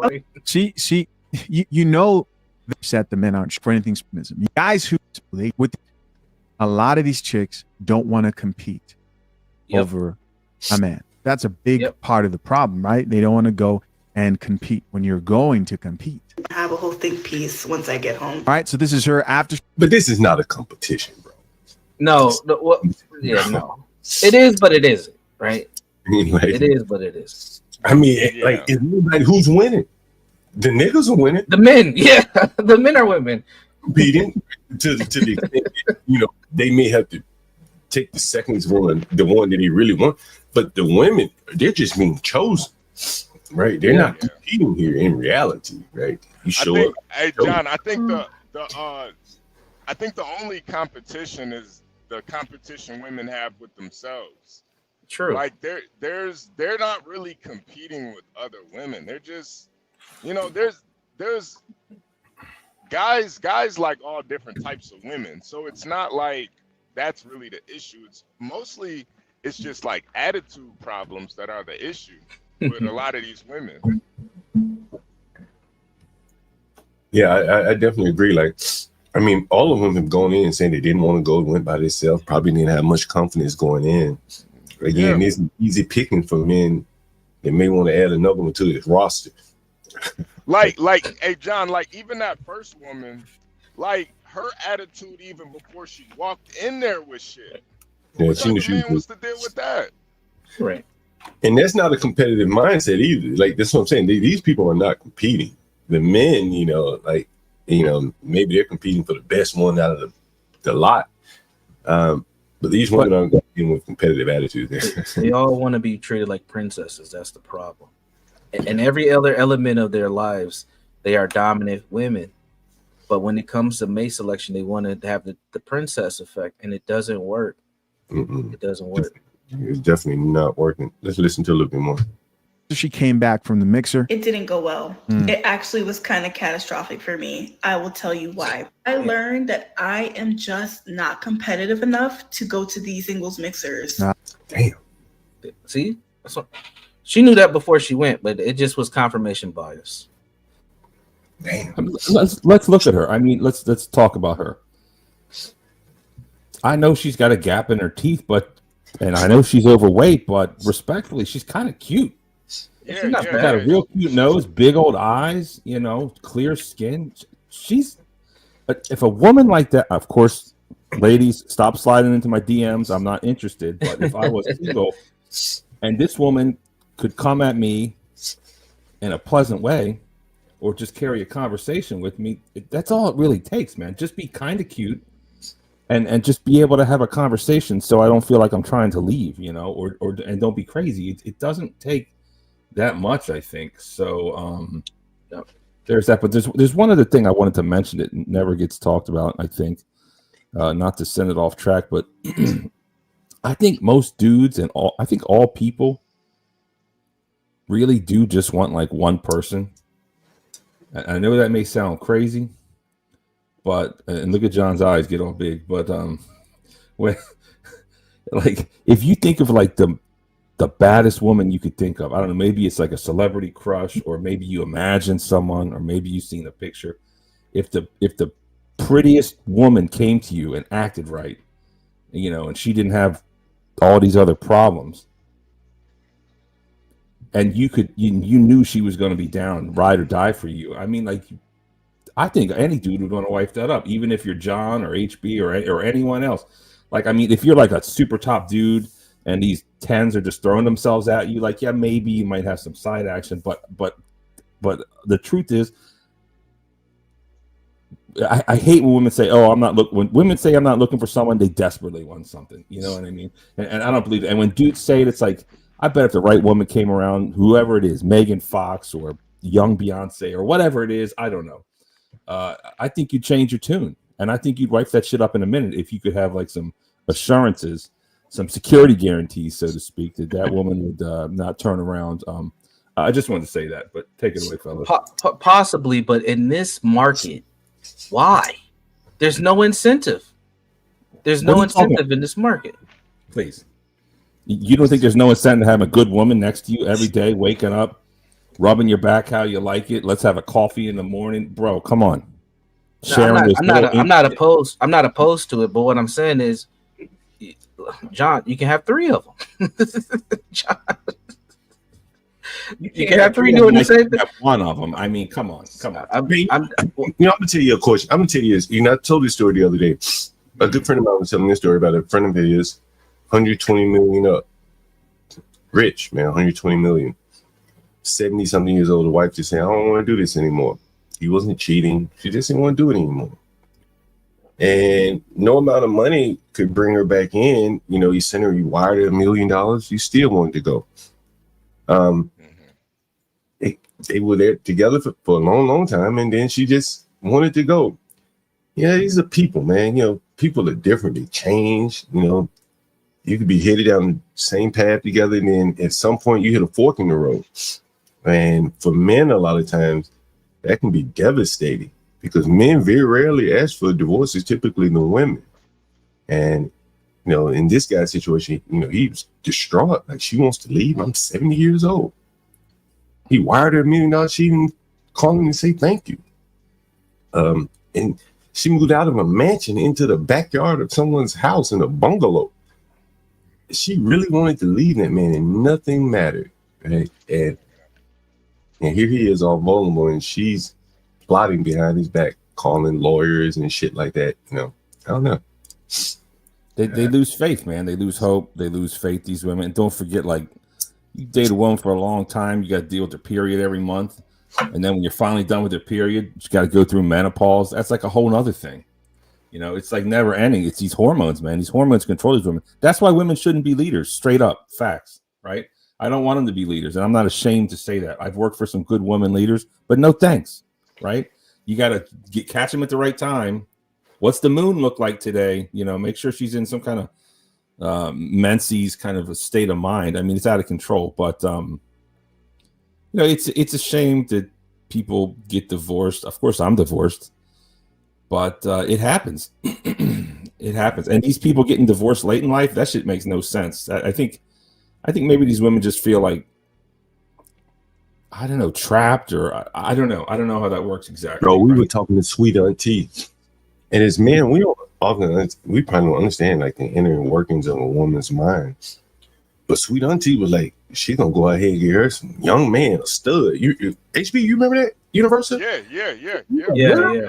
Salute to Sweet Auntie. What? She dried up, baby. All she gotta do is put some Vaseline on it, John. It's That blowing out is some Crisco. Sweet Auntie like, yeah, that's what she wants. That's probably like, bro, you can't even think like a woman. Women can't think like men. And at 70, she might just want one last ride on the rodeo before she gets out of here. The man at 70 can't do it for her. It's the cock carousel. Use white people terms, John Galt. Are you familiar with this? Nah, tell me about it. You know the what is the horse thing? The carousel that goes around? Yeah, carousel. Yeah.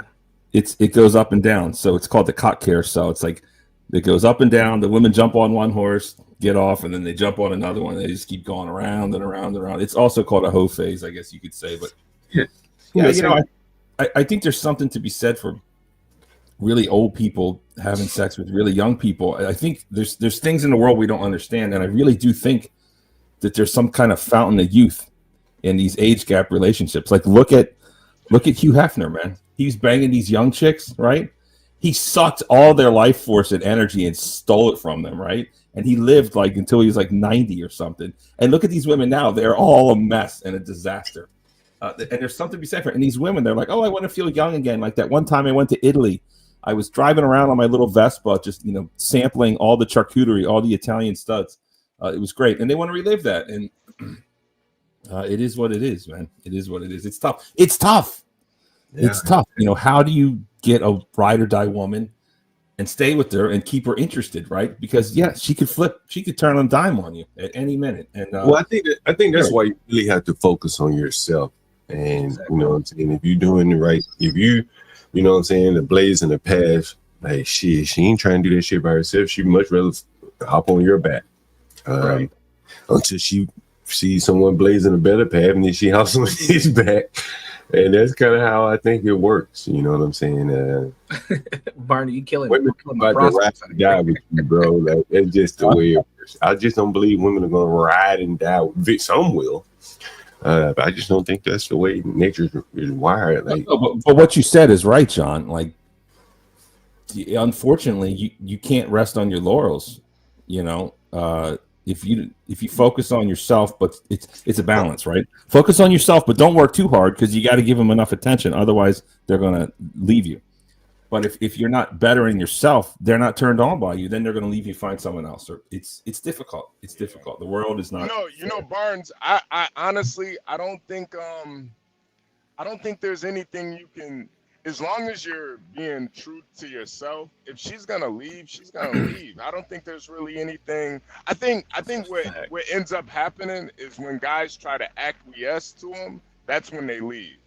But it's like if you have if you have like a hard stance on who you are and you don't really worry about losing them, you keep them. It kind of works in the opposite direction. I mean, I'm not saying you got to be an asshole. I'm not saying that, but I think it is more so you got to focus on, you know, bettering yourself. And I don't know. No, you do. If you're gonna play 2K on the couch, that's only gonna last for a couple, depending on how much good what's the word I'm looking for? Goodwill built up between her. How long will that last? It's not a turn on for a chick watching me play 2K all day. So yeah, but then that's the like how is 2K making you a better person as a man? It's not. That's what I'm saying. It's not. He feels it, knows it. Right. Now, if you doing 100 pull-ups and dips all day, that's a little bit different. If you're wasting that time instead of playing 2K, you're running 3-4 miles. That's a difference. It's a big difference. Yeah, absolutely.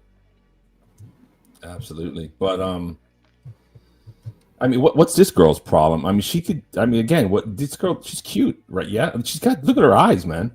She's really got doe eyes. She's got doe eyes on lock. She got that cute nose, perfect little nose ring, clear skin. I don't know if that's a filter or not. She's overweight, but she's not bad. She's not bad. I wonder how her attitude is. And the one thing on that other woman, yeah, she's sassy. She's this, she's that. But if she came into the sphere of a man she wanted, she knows how to switch it up. She'll turn it on. Do you know what I'm saying? Like, if the women have the different sides, you could get the sassiest, nastiest woman, but if she stands next to whatever Idris Elba, watch her change her tune in time. Select male, right? So they'll do it for select men, but they won't do it for the men that they may be most compatible for, and that's part of the problem. That's why they're outnumbered now. Yeah, they think they qualify for a better man. They don't. Exactly. You got to swim where you can. You got to stay within the side of the pool that you can manage. And a lot of women have been empowered to think that they can just swim throughout the whole damn pool, and they can't. And it's the same for men. That's why I think, I do kind of think John's idea is a little bit closer to the truth. Because I truly don't believe a woman should lower her standards for a man. If a woman wants a certain type of man, she wants a 6-foot guy, make 6 figures with a 6-pack. I'm not about to sit up here and tell her you can't get them, but you might got to share them. That's the reality. You might got to share them. Or they might have to make adjustments within themselves to get to that man. They might have to do both, honestly. That too. They still might have to do both, honestly. They might have to do both. It's tough out here. I feel bad for you women. I really do. If this girl would just eat like a carrot and a piece of lettuce, oh god, and do hot yoga for 90 minutes every morning, and then go hit Planet Fitness weights after work every day, she could be a 10 straight up genetically. She could be a 10. I think one of the things that you never hear these women talk about is the character of the man. It's always how they look. It's never the character. Even that first woman, she didn't say, they were all under 5'9". She didn't say, this guy had a really good moral principles. He was an honest, hardworking man. You never hear any of that. So, if that's all women are attracted to is the outward, then, that's all they're going to get. Women cannot. We're humans. We're animals, and there's some type of biological cue. It's like a mating cue. Can we talk about Brooklyn Watson? How do you share a man? You know how they share a man, Brooklyn. Stop it. Yeah. Like, would you rather have an ugly dude who stays at home and is fat and plays 2K every day, or would you rather have Idris Elba who's only there 2 days a week? I think I know the answer, man. Nick Cannon has about 13 children. Yeah. That's an extreme example. He's not the only one, but effectively, the women are saying, "I'll play a game of musical chairs and share a seat, sit in somebody's lap." If Nick Cannon is the man versus my own man. I've also shared this story about Trayon, the guy in Baltimore. He was in prison facing life. Yep. He had 4 or 5 baby mamas in prison. He was buying cars and shit, and he was able to do things while he was in prison that a lot of men out here free as a bird for a woman. And women are going to choose him. Yep. Some women very well could be biological too. You know, they want a stud like man, and even if he's in prison, the traits would be passed down to their child. Everyone could be part of it. You know, women are complicated just like men. I can't say. You guys want to see this video or no? Nah, I'm good. I think we can transition. We do have Barney here. I don't know if we want to cycle back to that conversation. Let's cycle back. Yeah. What's up, Barney? So we were talking about you earlier on the video. Go ahead, HB. Yeah, Barnes. I saw when you pulled up to John and you were kind of talking about your channel and stuff, and you know, the vertical versus the you know, the I guess the pan version, and you know how you're getting these streams. You know, Barney, you sounded kind of defeated when you were talking about it. And you know, I've known you for a while, Barney. You're a really, you know, you got a lot of personality, and I feel like on your show you kind of dialed down the personality a little bit. And you know, I was listening last night when you were going back and forth with Calvin. The feminine guy. Yeah, you I could even tell then you were kind of dialing it back a little bit. Like you had the moral high ground with him. Like, we know why Trump did what he did. It's not because he's a racist. It's money. It's business. It is what it is. But I think you know, a lot of these content creators, they create these cult of personalities. You know, they're not necessarily who they portray themselves as. Just like any actor, you know, you might, you know, just think of Idris Elba. Like I honestly thought Idris Elba was a nigga from Brooklyn for the longest. I didn't even know I didn't know he was fucking English. Yeah, that shit. I hate that, man. We got to get these immigrants out of here. These English actors are stealing all our jobs. Like, get them out of here. How do you even do that? There's like some Australians too. Some of these like, what that? How do you fake? Margot Robbie. She's a freaking Australian, man. She's not even American. I hate that, man. I've never seen a white actor, or excuse me, an American actor faking no English accent. Do they even do that? I don't know, but keep going. I feel like this is an intervention.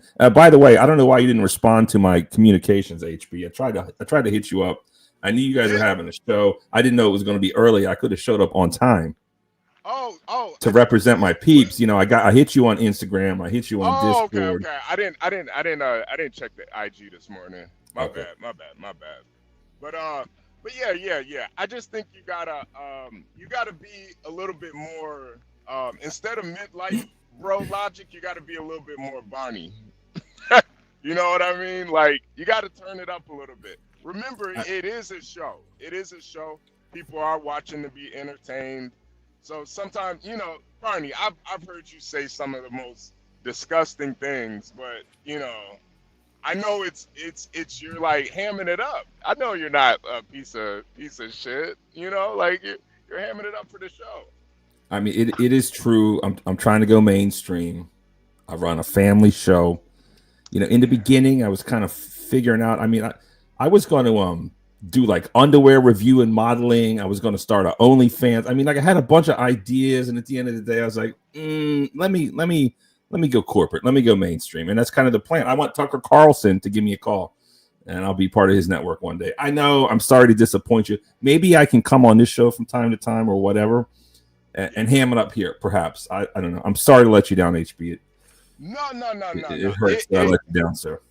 No. You didn't let me down. Because I do still watch, but I just see the difference. And you know, just hearing you talk to John, it kind of like, I don't know, man. You kind of sounded a little sad about it, man. And I was like, damn, this doesn't sound like Barney to me. Not Barnabas. I see these other YouTubers, man. I see that guy, this show I went on. This dude is killing it, man. He's getting super chats. He's got like a zillion comments after the video. And in my mind, my goal was, let me get 1,000 subs year one. And now I'm scratching at 5,000. And I was like, man, in my mind, when I have 5,000, I thought I'd be doing like 50, 60, 70, 80 people on the horizontals. But it's not true, man. I could barely get like 6 people on my horizontals because I've sold my soul to the vertical demon. And I continue to do it because it gives me that feedback and it feels good. It's like, look at me, I'm special. I got like 100 people in here, even though they only watch for like 2 seconds. But it's like, oh, it feels good, and I can feed off it. It feels good. You know, Barney. When we first started the stream, I started off and I talked a lot about YouTube analytics. I never wanted to go that route of being like more or less whipped into a position, talking about this or that. You see the analytics behind the stream. And to me, it sounds like you have basically slipped into the YouTube slave algorithm. I remember. I remember you saying how they go live on when Trump, gets shot at something, and you'll get a lot of views if you do the vertical. And from the standpoint of YouTube, that's great for them because you're one more person providing the content that people may come looking for. But from the standpoint of building an audience, they're really low quality viewers. As you said, they're only there for 10 seconds. And then when you come back live to talk about things in a horizontal fashion, they don't show up. Those are cheap views, right? It's true. It's profitable for YouTube, right? Because his eyeballs is that they want it so they can sell them an ad, but it's not so good for you. And I think that, inadvertently, you have been captured by YouTube in the sense that you're doing it vertical. But Universal has some thoughts about it I thought was very interesting. Tell me. Let me respond to that if I can. Go for it. John, you and me ain't that much different because you up here talking about Umar and his daughter and all that. I mean, you're kind of the same. You're talking about trending topics like I talk about trending topics. It's true. Mm-hmm. And everyone wants to hear about Umar, that daughter, Sinji had her on. What's going on with this hypocrite, this charlatan, this race hustler? Where's the school at, Umar? I mean, that shit is hot, at least in the blackosphere. And for some reason, I like it. I'm not sure why, but I am very interested in it. Okay. But like, if Trump gets shot, right? Yeah. But that interests me. Like, the truth is, that's interesting to me. And here's the thing. Here, in my defense, if Trump gets shot, I'm going to watch videos and talk about that in my personal life. I might as well just do it on YouTube. It really does interest me. I think the biggest difference though, Barney, is John doesn't hold back. Like we literally watch John show a dead body on live. Like he's not gonna. They got to hold me back. Yeah. We literally got to hold John back. Like, John, you can't show niggas dying on stream, man. You can't show dead niggas on stream. Their brothers did that. What was his name? The boxer? Oh, you're talking about Max Kellerman. No. Who are them two brothers? The Jake Pauls. Oh, yeah. You don't remember that? Or you don't know about that? Mm-hmm. No. So these Japanese people, they delete themselves all the time for some reason. Societal pressure. Oh, yeah. When he went to that forest. There's a forest where it's like traditional to like finish yourself off. Yeah. Where you just hang yourself in a tree in Japan. I don't know, Mount Fuji. I don't know what it is. He went up, sure enough, found one. He's like, yo, this is content. And I'm like, yeah, it's content. But he got banned for like a while. So you pulled a Jake Paul, John Galt. Yeah. But anyway. But I think the difference though, Barney, is that you do kind of tame yourself. Like even in that conversation you guys were having yesterday, you brought up Hitler, and it was a very good point. And I felt like you kind of had to reel it back because you didn't want to scare the audience. But sometimes you got to be a little controversial like that, man. You gotta be authentically yourself. But I'm really trying to break through to these people that had this inability to think, right? Like, I don't think Trump is a racist. Like, he did some things. Like, I know what he did in '73, but I think it was just for financial reasons. And we're going to sit here and live in this world that's not reality. Like, that's the problem. Like, and I'm trying to break through. Go ahead. Have you said that on your show? Like what you just showed us? Yeah. I said it on that Demas guy's show, and he nearly blew his lid, and then all his fans immediately. I mean, they hated me when they saw my skin tone just right off the bat. Yeah, but, you should play into that. You tell them what you were saying earlier, Universe. I thought that shit was spot on. Yeah, well, I want to ask some questions to make sure my assumptions are cool too. Barnabas, who do you see your kind of core audience is right now? Well, the thing is interesting is I have like a couple hate watchers, and I like them just as much as my fans, right? Like as you should, yes. But they're like, I don't think I have like some evil hate like Notelos.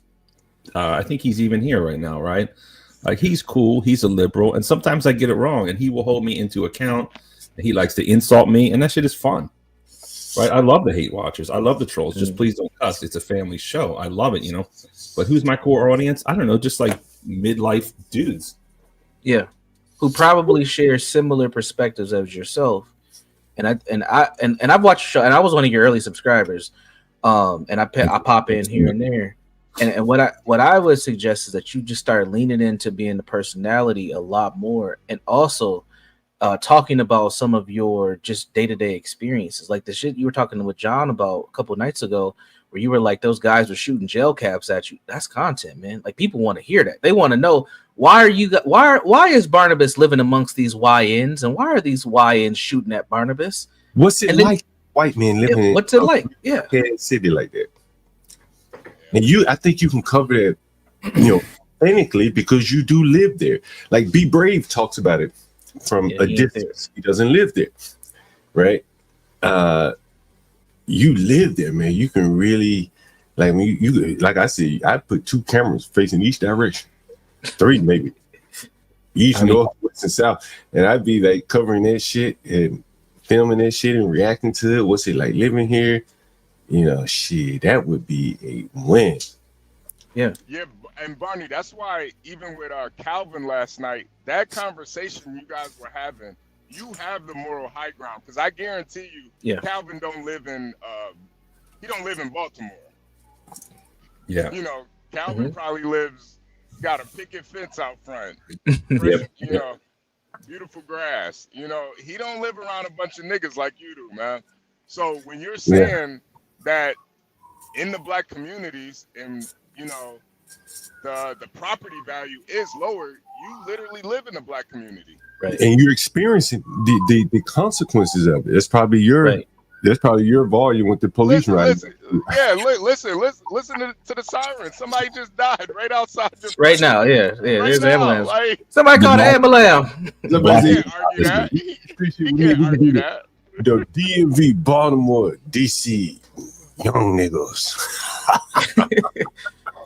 I mean, with them niggas in the ATV, right? Barney, the other thing I had said earlier is play off your name, right? Midlife Bro Logic. You should be that middle ground person who's trying to get the tough questions answered. Mm-hmm. Why is this like this? Why is Trump seen as a racist? I'm just a guy living in the hood trying to figure it out. What do you all think? Right, left. You can be that pundit. You got the talent. Barney, you remember when you mentioned about the trash? Like, you seem just exasperated about how they throw trash. I'm telling you, man. Like, here's what it is. It's a whole show. You can drive through Baltimore, right? Give it to us, Barney. Come on, go ahead.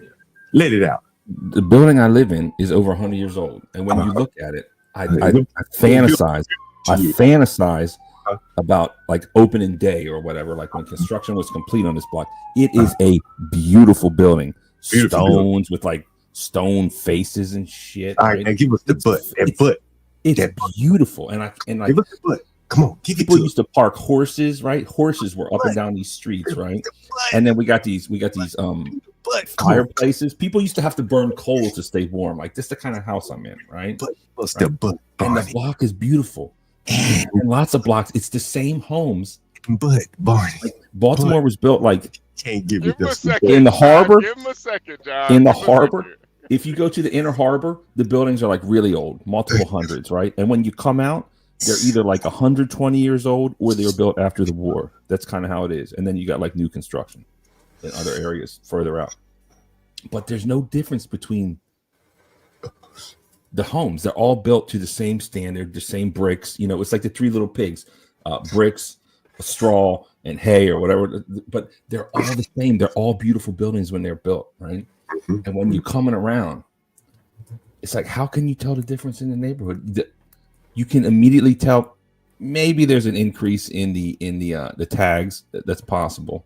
Maybe there's more bandos, sure, but you just see the difference in the trash. And even the other day, I went to this. It's called Holland's Market. This is the oldest market, I think, in America, or some shit like that. At least in Baltimore. HOLLINS. It just reopened. They redid it.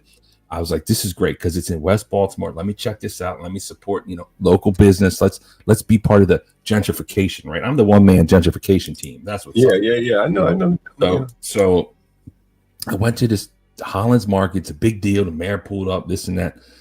And in front of me, there's like a Mercedes, something that cost way more than the car I'm driving, right? And we're looking for parking spots. It pulls up. They pull up. Window comes down, and they throw out a goddamn Arizona iced tea bottle on the trash. Now think about that. Was it watermelon? Was it the watermelon, like Trayvon? Was it in on I don't remember the flavor.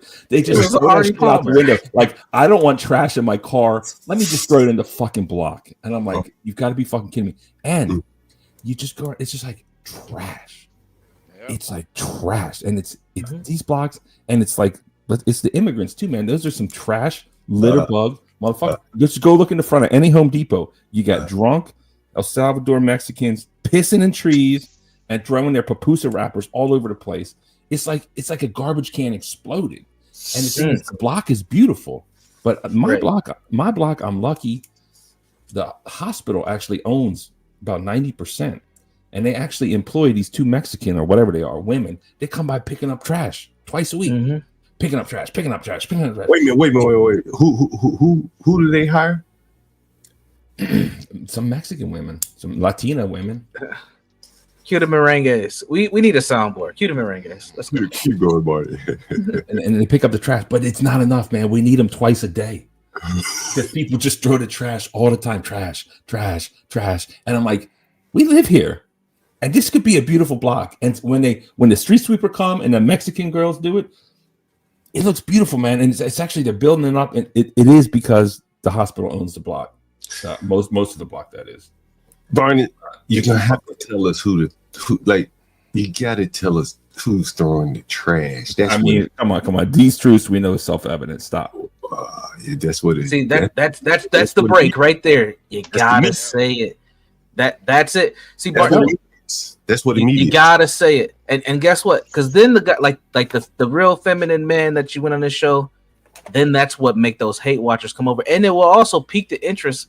Well, why is this for those other people? You gotta say it. You want to do it with me? We could do it together. Like, we both kind of similar position, landlords, similar properties, yes, shit. Shit, we both live in. What do you want to? You want to drive? What we should do a game? We drive around. We each of us take turns driving. Put a blindfold on. Take the blindfold off for 2 seconds and see if you're in the hood or not. Put it back on. I could be your buffer, right? Like, to let you get it out. I'll be like your black buffer. You know. Hey yo. Well, you walk it up to the line and I just dunk the ball for you. So go ahead, dunk it. You know what the answer is. Dunk it. I'm Scottie Pippen. You could be MJ. You got the pass. Go ahead. Right. I lay up. You lay up. You throw me the alley hoop and I just dunk the ball. Dunk it right now. Dunk it right now. John Stockton and Karl Malone. That's like the perfect combo right there. The mailman. Somebody come up there and walk around with you, Barney. Barney, we know it's majority melanated people. We can say that. We could say it's majority melanated people, man. And but why is that? What is it with this culture of littering? Why is the culture of littering? Like, seriously. But hold on. Here's another thing. Hold on. That could be. Let me say this. In the defense, right? Mm-hmm. We have one trash can on this block. Mm-hmm. Like, it's like welded in, cemented in. So it's a good one. Mm-hmm. There is an effort, I will admit, to put trash in there, but it's always like overflowing. Like, my cup runneth over of trash. Does anyone remember that thumbnail I had with the turned over trash can on Martin Luther King Avenue? Anyone remember that? That thumbnail I had, the turned over trash can. See, I can answer the question for you in a much more brutally honest way. I know why, right? Hold on. Okay, let the bleeding heart liberal side come out. Do we need more trash cans on the block? And do we need twice daily pickup? Maybe, because the trash can is always overfilling. So maybe we need more trash service. I mean, you're laughing, but that seems like the obvious solution. Unless we're going to start ticketing people for littering, which I'm totally on board with. By the way, we need more. But that's not going to. I mean, no, if I was the mayor, first thing I would do is increase police salary, get cops here. I would lock people up like crazy, and I would try to put like 2 trash cans on every block. I mean, that's my plan right there for City Beautiful. What you gonna do in the middle of the block? What's up? What you gonna do in the middle of the block? You got them on the corners. What you gonna do in the middle of the street? I mean, let's put 3 on a block. Let's put, we'll put 1 in the middle on one side and 2 on the end on the other side. Let's do it. I mean, you're laughing, but if there's trash everywhere, we need more trash cans. I mean, if I get my numbers up, I'm going to run for city council or some shit, and I'm going to. You should. You should. I want you to come by John Galt and carry my sign. Vote for Barnabas City Council. Barney, do you really have political aspirations? Really? Yeah. If I thought I could win, absolutely, I would love to be city council. I'd love to be mayor. Could you imagine Barnabas mayor? Do you think you can win by being honest in a city like Baltimore? No, that's the problem. Yeah. Okay. Now I get. But maybe probably not, but maybe I could parlay that into like I don't know, a radio show that we have out. We got that WBAL, it's pretty good, I like that, Kimberly Klasick, she did that. She's a failed politician turned I like person. But he has a look, but I think you can. I don't even think you need to leverage the politics. I think you need to do the reverse. Keep doing the media and have and develop enough sway media wise, even locally, to have political sway. I think what you're doing now is important, but you got to step over that line. Like you're gonna have to. No, but it's good. It's interesting you say that because I do want to start getting these. There's this one woman in particular who has no chance of winning. I want to be serious. I can't start talking about smash or pass. Oh, I've hit that. Like I want to have like a politician on. Yeah, and I would like to build that and be like a Baltimore guy, and I can't do that I can't do that just busting loose like you guys want. Well, what you can do, Barney, if you want to do that in Baltimore, like what University suggested, you're gonna have to show some authenticity that you live there. People are gonna have to want to come and listen to what you say about living there, and you can do that on the vertical. You could do that like this, but that would be people that really want. Those would be more quality viewers than say doing the Trump news, right? You maybe even can feed off of the Trump news into your vertical stream where you are advancing your political goals, right? Because if you're interested in Baltimore politics, that shit is local. They're going to want someone from the neighborhood just walking around, picking up trash, highlighting the trash, making suggestions about what should be done about the trash. You got some suggestions. And if you're documenting on YouTube, then that could be your campaign. If that's your goal, then make your platform like your Mr. Baltimore guy, mid-bro logic Baltimore guy. And that could be your campaign slogan too.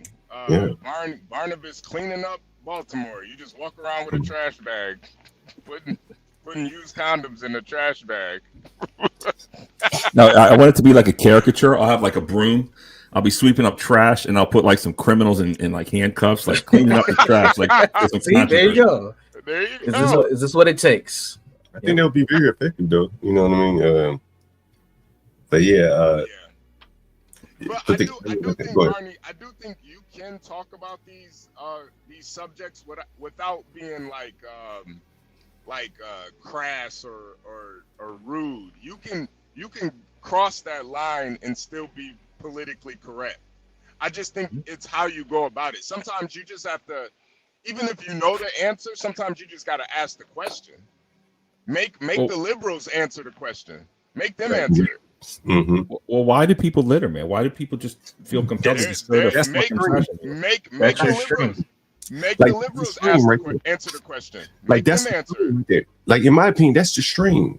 These questions that you're asking yourself, play it out online. Yep. Have people jump up and they don't know no better. Right? What else? They're gonna get up there. There's not enough trash cans. Right. It's because of slavery. Maybe that's historical trauma. Well, you work that out on your stream, right? And that'll be your campaign, plank right there. You be able to highlight your stream as part of what you're all about. And many of the politicians don't have that, right? Many of them just got some little fake website they throwing up overnight, highlighting whatever the achievements are, but you can have visual in your face. And I think it would differentiate you if that's what your goal is. I mean, that might not be bad because there's something going on with the trash. Like somebody died, a trash man died due to heat exhaustion last year or something, allegedly. So maybe there's something behind that. I mean, really, if I could become some kind of investigative journalist, like the thing is, I put in like a lot of work to a lot of videos, edits, and all this stuff. And sometimes you don't get the response for just sitting there and talking off the dome. And I'm trying to build. It would be nice to make some pre-recorded videos, some edits, do some investigation, read some behind. Why is there so much trash? Why are garbage men literally dying? Right? Yep. Is that the reason? Like, is there a connection? Maybe. Mm-hmm. John, can you post the call-in number too? If anybody wants to call in and give Barney any critiques or criticisms, and mind you, make suggestions. Make sure you guys go subscribe to Barney. It's Midlife Bro Logic on YouTube. Make sure you go subscribe to him. He is a budding content creator, white man that lives in the city of Baltimore. If you ever watch The Wire, he lives right in the middle of The Wire. West Side Certified, they call it. Yep.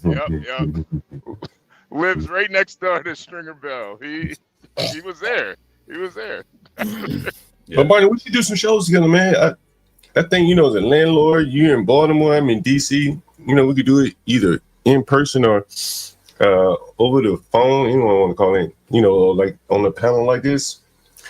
Listen, man, we're gonna meet up one day when I come to DC or some shit. I'm gonna call you. I got your number. I mean, you didn't respond back on WhatsApp for some reason.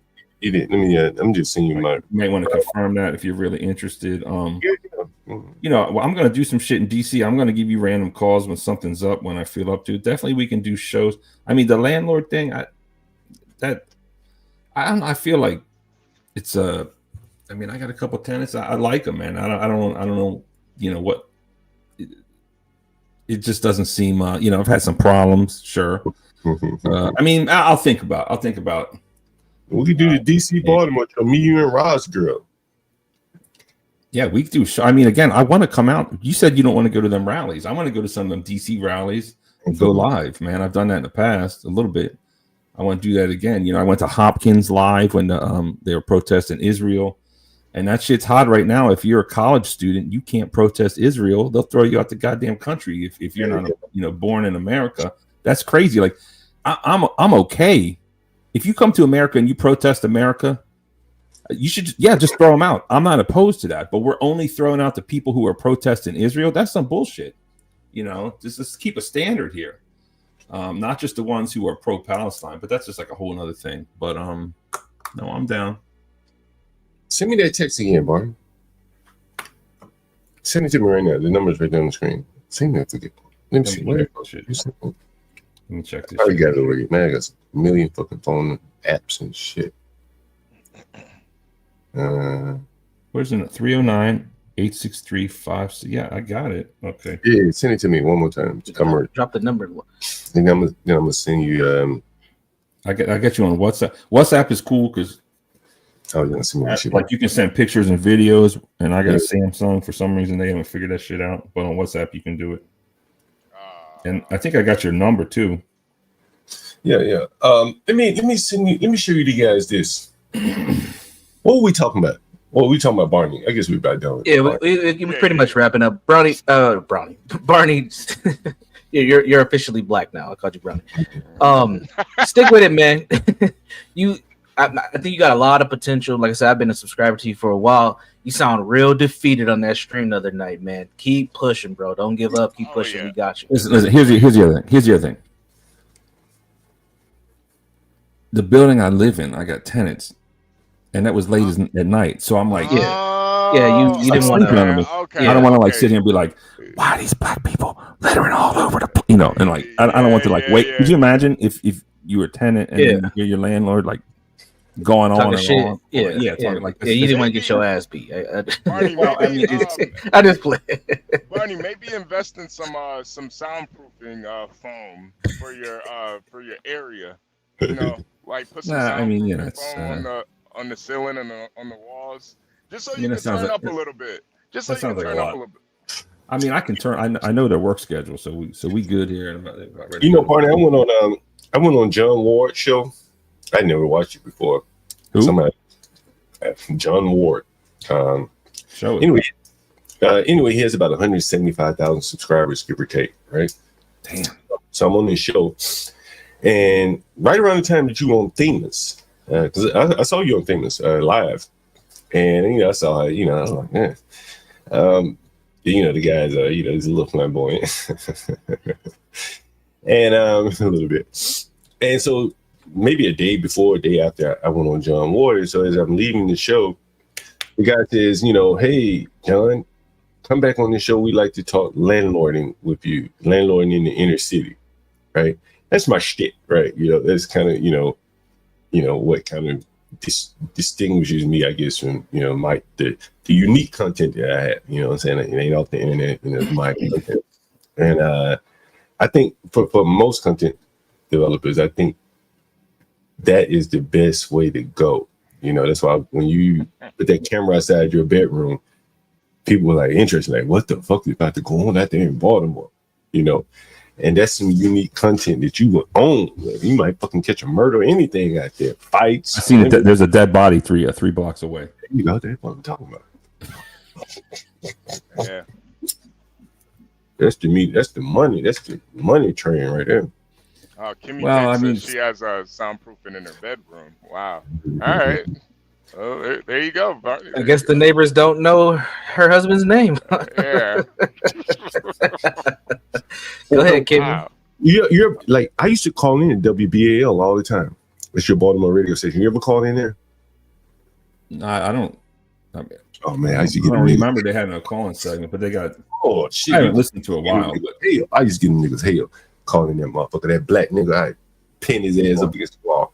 I make him just duck and dodge, and I said, "Who doing?" They're all conservative. It's all conservative. Right that nigga there, he ain't no conservative. The whole radio station's conservative. They go in. That nigga ain't no conservative. He shield for the blacks, and so I call in all the time, and I pin his ass up against the wall. Like, who doing the crime? Who's doing the killing? Why you just call him children? Yeah. The juvenile is a problem, man. They let them out the same goddamn day. Like Ryan said, the juvenile. Anyway, man, let me show you guys this. Universal HB, feel free to chime in, whatever you think about this. This is Fresh and Fit, a clip from Fresh. I wanted to. And so this is a caller calling in, and he's basically about to pin Fresh to the wall here. And I just want to get your opinion on this. Fresh, I wanted to know, right, as a man, how does it feel to know that the only reason you're successful is based on the talent of Myron? How's it feel? Yeah, how does it feel to know that if it wasn't because you met Myron, you would still be working at Chick-fil-A or whatever it is you used to do? What was my last job? Your last job? I don't know, man. One time I heard you say something about Chick-fil-A, but I don't know, something that wasn't as successful as what you're doing now. That's what it was. How does it feel to know that if Myron was to like just not be cool with you no more or fell out with you or something like that, you would be done? Like you wouldn't be able to make money anymore. You wouldn't be able to sustain your lifestyle anymore because the money you make now is 100% based on the intelligence and the talent of Myron Gaines, not yours. What's the show called? It's called Fresh and Fit. Okay. Just wondering. Yeah, but can you answer my question? I mean, you're kind of saying like random stuff. Can you answer my question? What's the goal here, my friend? What do you mean? The goal of my question? Yeah. What's the goal here?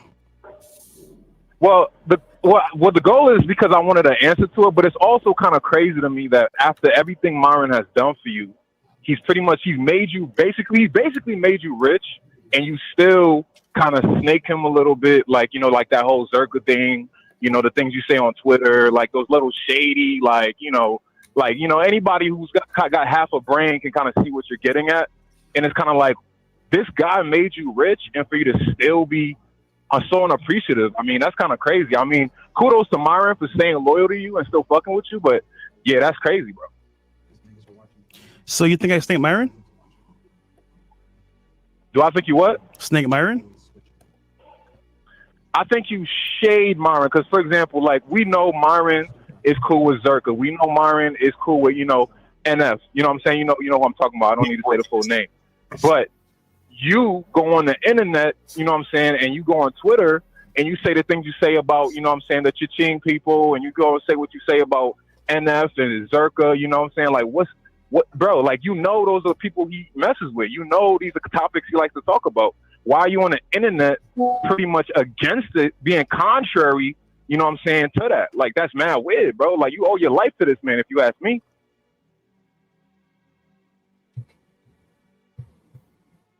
Wow. What y'all think about that clip? He got punked by a caller. Yeah, I don't really watch Fresh and Fit too much to really know the background to all of this. Well, Universal, what you think? I think he got punked by a caller. I think he kind of took. I think he knows that this is true. Myron is the A mic on the show, and it's okay to be a B mic when you have a successful show or have had a successful show like Fresh and Fit. Like, they've done numbers, and that's okay. It's okay to know your role, and it's okay to play your role. I think he's trying to take the high road here, and he's going to take the L because this caller is not the only person to see that or point that out. And if I was him, I would have just addressed the caller directly instead of ask some of those softball questions like, what's the name of the show? Like, listen, I'm here. I'm playing my role. We do this show. Yes, Myron's been a huge success, you know, part of the show. But at the end of the day, I do my part and just addressed him straight up like a man. And so he kind of took a coward's way out to me. Yeah, that's what I was thinking. From, I guess his name is Fresh. They've grown to this point. He was part of it. You know, some of it he had to play a role. It was as if he couldn't even defend his part of it. Yeah. Right? Like, dude, you've been there. Your name is in the title. Defend what you've done to help. Stand on business, Nick. He just stood there and just took that shit from that dude instead of, you know, giving back some. You had to do something there, presumably. Right? Like, you got nothing? Yeah, he just jamming you there, and you just can't respond. You're responding to questions. I think it showed a sign of weakness there to the point where Myron probably should have come in to save him. Myron wasn't going to save him. This reminds me of a few things I've seen in my life. One of them is, I got a few examples here. I used to have aquariums, right? The fish tanks. I love the fish tanks, especially them saltwater fish tanks. They're beautiful. But if you got a fish, they could all be the same or whatever or different. And if one of them fish starts swimming a little gimpy, like it's sick, I don't give a shit what kind of fish the other ones are. It could be any kind of breed of fish. They start attacking and just eat.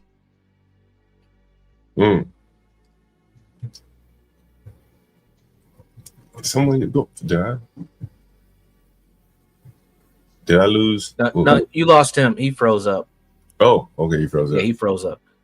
He's making a really good point though. So when he comes back, let's have him finish. But I think he's getting to the weak link. Yeah, but yeah, I don't want to step on Barney's toes with this comment. Hopefully he'll refresh. HB, are you still there? Yeah. All right, HB's still there. Yeah, it's on Barney's. Yeah.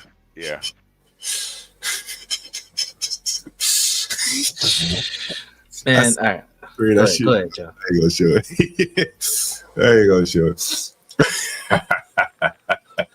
I mean, look at this freeze frame. Look at this freeze frame, man. You can see he knows he's the weak link in the dynamic, which is okay. All groups break up. They all do. Yeah. But he knows that what the caller said is the truth. And as a man, it's okay to face the truth and stand on it and continue to move forward until Fresh and Fit completely falls apart. It's still, there's still something there, but there won't be when you allow a caller to chop your manhood down live.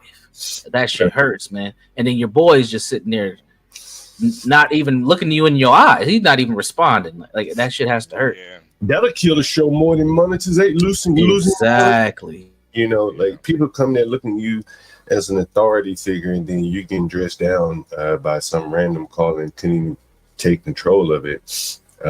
That's very interesting. And again, I think Myron should have stepped in maybe to help him somehow. I'm not sure, but no. I think Myron had to let him fend for himself on that question, because obviously they work well together. There's something, but I think just on the outside looking in, this guy definitely is like the weak link. Not only that, but like, didn't he like knock up some hooker or something? He like got a hooker pregnant. I think so. Yeah, she's an Asian girl. She actually she aborted the child.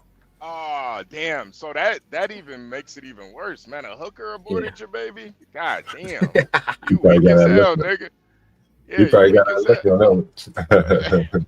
I mean, but that just shows, like, I mean, even a hooker didn't want your baby. Like, god damn, nigga, you weak as hell. you know, apparently I heard that she aborted the baby before she even went and started talking about it. Like the baby was already out of the picture, so it was kind of crazy. Wow. Yeah. No, that kind of proves the point right there. Yeah, absolutely. I you know, to kind of string along these topics that we're talking about. Again, we're talking about relationships, social media platforms, things like this. This is a good case study. These dudes built something. To me, it's very frat boy like, you know, audience and behavior, and they tied in some of the red pill. And and what I've been seeing from at least Myron, they're starting to trail off into other lanes. And sometimes that's what you have to do in these spaces. You have to just grow and go a different direction. And I think one of the things with Fresh is he doesn't have another direction. He has to stay in this space. Yeah. Because all the other shit he's done doesn't work. And I think that's why this call hurts him so bad, because he knows it's true. And if I was him, I would start reinventing right now something. Or hell, start speaking up more and becoming and having your own perspective on dating. So when Myron goes off and does his super, stints, at least you're still here for the rest of those Fresh and Fit fans to have something to lean onto. So, well, I think they say he's starting a website or something like that. So it's quite possible, he's working on something. I don't think it's going to come fast enough. I suggested early on, like, I don't think Myron was killing the show because he has to do, where his passion is. But his passion more or less leads them to have to get rid of that show. They can't. Right. Don't do like that. Yeah. Very interesting. Very, very interesting. I seen somebody ask if we're still going to do Umar. I got some time if we want to still dive into it. It connects right back to relationships and social media again, so we can if y'all want to.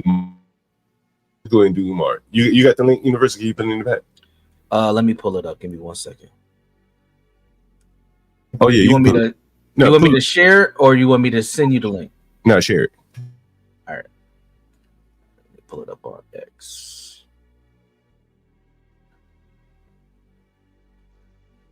I saw the child support piece. Part of it. Yeah. All right. So what we're getting ready to share here is Dr. Umar Johnson responding to his recent controversy where his oldest child has come out to pretty much call in there within their life. And Dr. Umar's responded a few times, and then we're going to look at one of his responses. But also his daughter has gone on Cynthia G's channel to continue to air him out. But we're going to look at Umar Johnson's response to what's been going on, what's been happening. Pull-up season. So let me say this about the baby mama drama. There is a silver lining in this Mama Smurf, Baby Smurf scandal. There's a little piece of silver lining in this Mama Smurf, Baby Smurf scandal. And the little piece of silver lining, Amsterdam Africans send the invite. And that little piece of silver lining in the Mama Smurf, Baby Smurf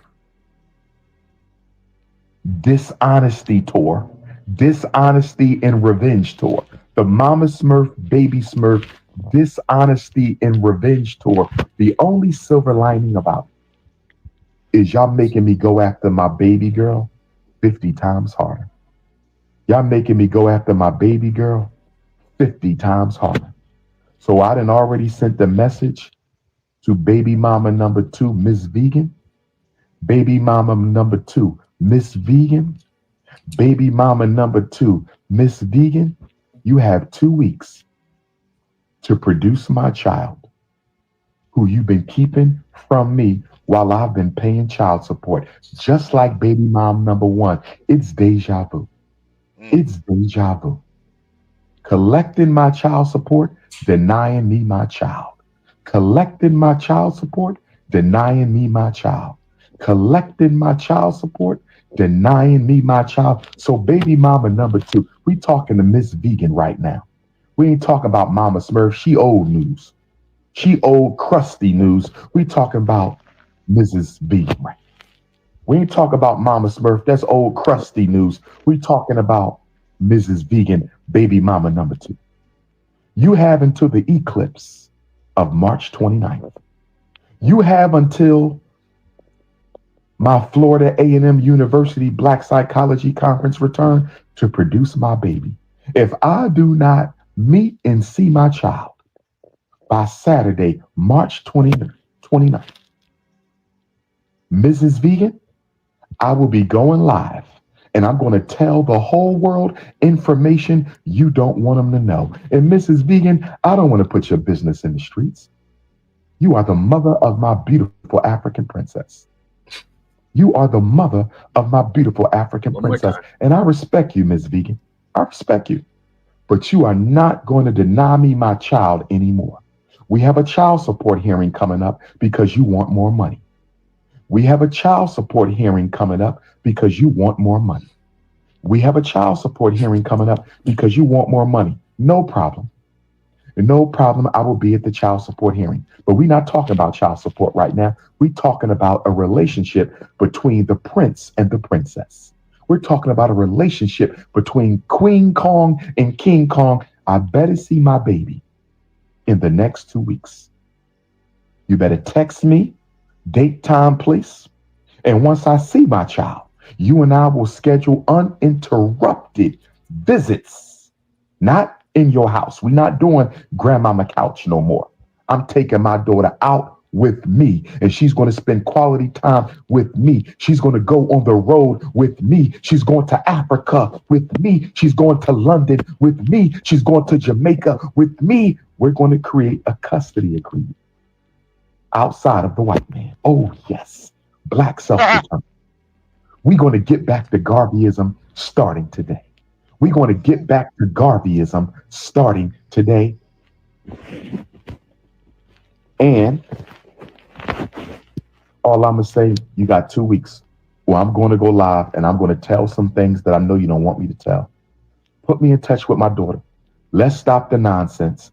Since you had time to reach out to Mama Smurf and Baby Smurf, since you have time to go find Mama Smurf and Baby Smurf, Baby Smurf said that you said, Baby Smurf said that Miss Vegan found her mother to ask her if we were still in a relationship. Miss Vegan, is that true? Mrs. Vegan, according to my eldest child, Mrs. Vegan, according to my eldest child, you reached out to Mama Smurf to find out if I was still dating Mama Smurf. Listen, I didn't want to marry Mama Smurf when she had my child. I didn't want to marry Mama Smurf after she had my child. And I damn sure don't want Mama Smurf now. So you don't need to be asking Mama Smurf if we in a relationship. Absolutely not. Any woman that will deny a man his child has no right to be a wife to anyone. I'm going to say it again. Any woman who denies a man a right to see his child has no business being anybody's wife. Black men, it's time to unite. What? Black men? What? John, you ready to unite with him? John, you gotta stand. Hey, we need the Million Baby Daddies March going. We need John there. It's led by Dr. Umar. Special feature Stanley Cross. It's gonna be amazing. HB's gonna be bringing in shipments. Hey man, we got to get this going. So 1 million baby daddies march. Universal. So there's another baby mama involved in this too? Yes, there's 2 baby mamas. So his oldest child is about 21, 22 years old. Then he's got another daughter who's probably about 12 or 13 now. Okay. And apparently there's another child too. That a lot of people in the conscious community we've heard these rumors for a while, but there may be a third daughter that's circling around as well. Wow. Okay. But yeah, he has not paid. Apparently, this child support thing. This has come up before. He's a lot bigger than where he was when it came up before. So this is not uncommon knowledge to most people. But do know, after his first Breakfast Club appearance, Dr. Umar has become quite a personality. So a lot of this stuff that's being re-brought up is stuff that has been dealt with before, but it hasn't been dealt with from the baby mamas or the daughter, so to say. It's been just people who've known him, who've kind of outed him in his situations. Damn. Yeah. How did he get so big? What has he done to become this big of a personality? Anyone else? Honestly, one of his biggest adversaries is probably the reason why he's so big. Hidden Colors. When that documentary series came out, it really propelled him. It really propelled even Dr. Francis Carswellson and Tariq Nasheed. That series really spread what we were talking about, because I used to be a part of the conscious community.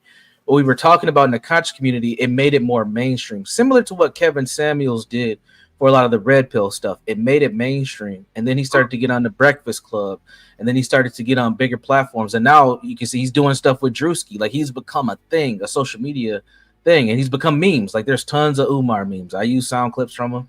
A lot of people do. So that's how he's kind of grown, was from the original Hidden Colors series. What meme do you have of him that's like very popular? Oh, I got a whole bunch of them motherfuckers. Like, what's the most popular?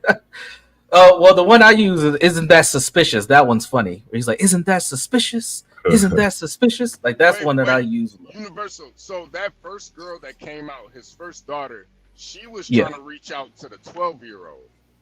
Well, so apparently she already had reached out to the mom. Like, she's trying to get in contact with her sister. And what she was saying was, she's frustrated with him because he hasn't shown up in her life, but he's also frustrated because he never tried to make a relationship between the two of them, the two sisters, and she wants that. Okay. Yeah. And he's paying child support for both of them. Apparently so. Now, how is he paying child support for both of them without a job? I don't know, because I know he ain't getting no W-2. What does he do for income then? Donations, really? donations, and speaking engagements. Yeah, but speaking is very lucrative. You can make thousands of dollars. I mean, that's one of my income streams. Who would have money? What kind of organization would pay him to speak? Low vibrational Negroes want to hear Dr. Umar because he sounds smart. But okay, give me the pro-blacks. That will have money though to pay him. Black student unions on campuses that don't know no better. Okay, I see what you're saying. Right. Churches, black community groups who get nonprofit funding and they have excess dollars that they can pay speakers. Oh shit! I didn't know. School groups, absolute parent groups. Shit, they will scrape the money together to bring him because he's talking that pro-black talk now. Yeah, don't forget gifts. Salute to Crack. Salute to EAE. Listen. Oh shit! I've been a part of a group that brought Dr. Umar Johnson to Minnesota. Oh really? Okay, this was back in 2016. At that time, he was charging $3,000 plus flight and hotel. What he's charging now has to be between 8 and 10, easy. Because I can tell you what I charge for what I don't do conscious speaking.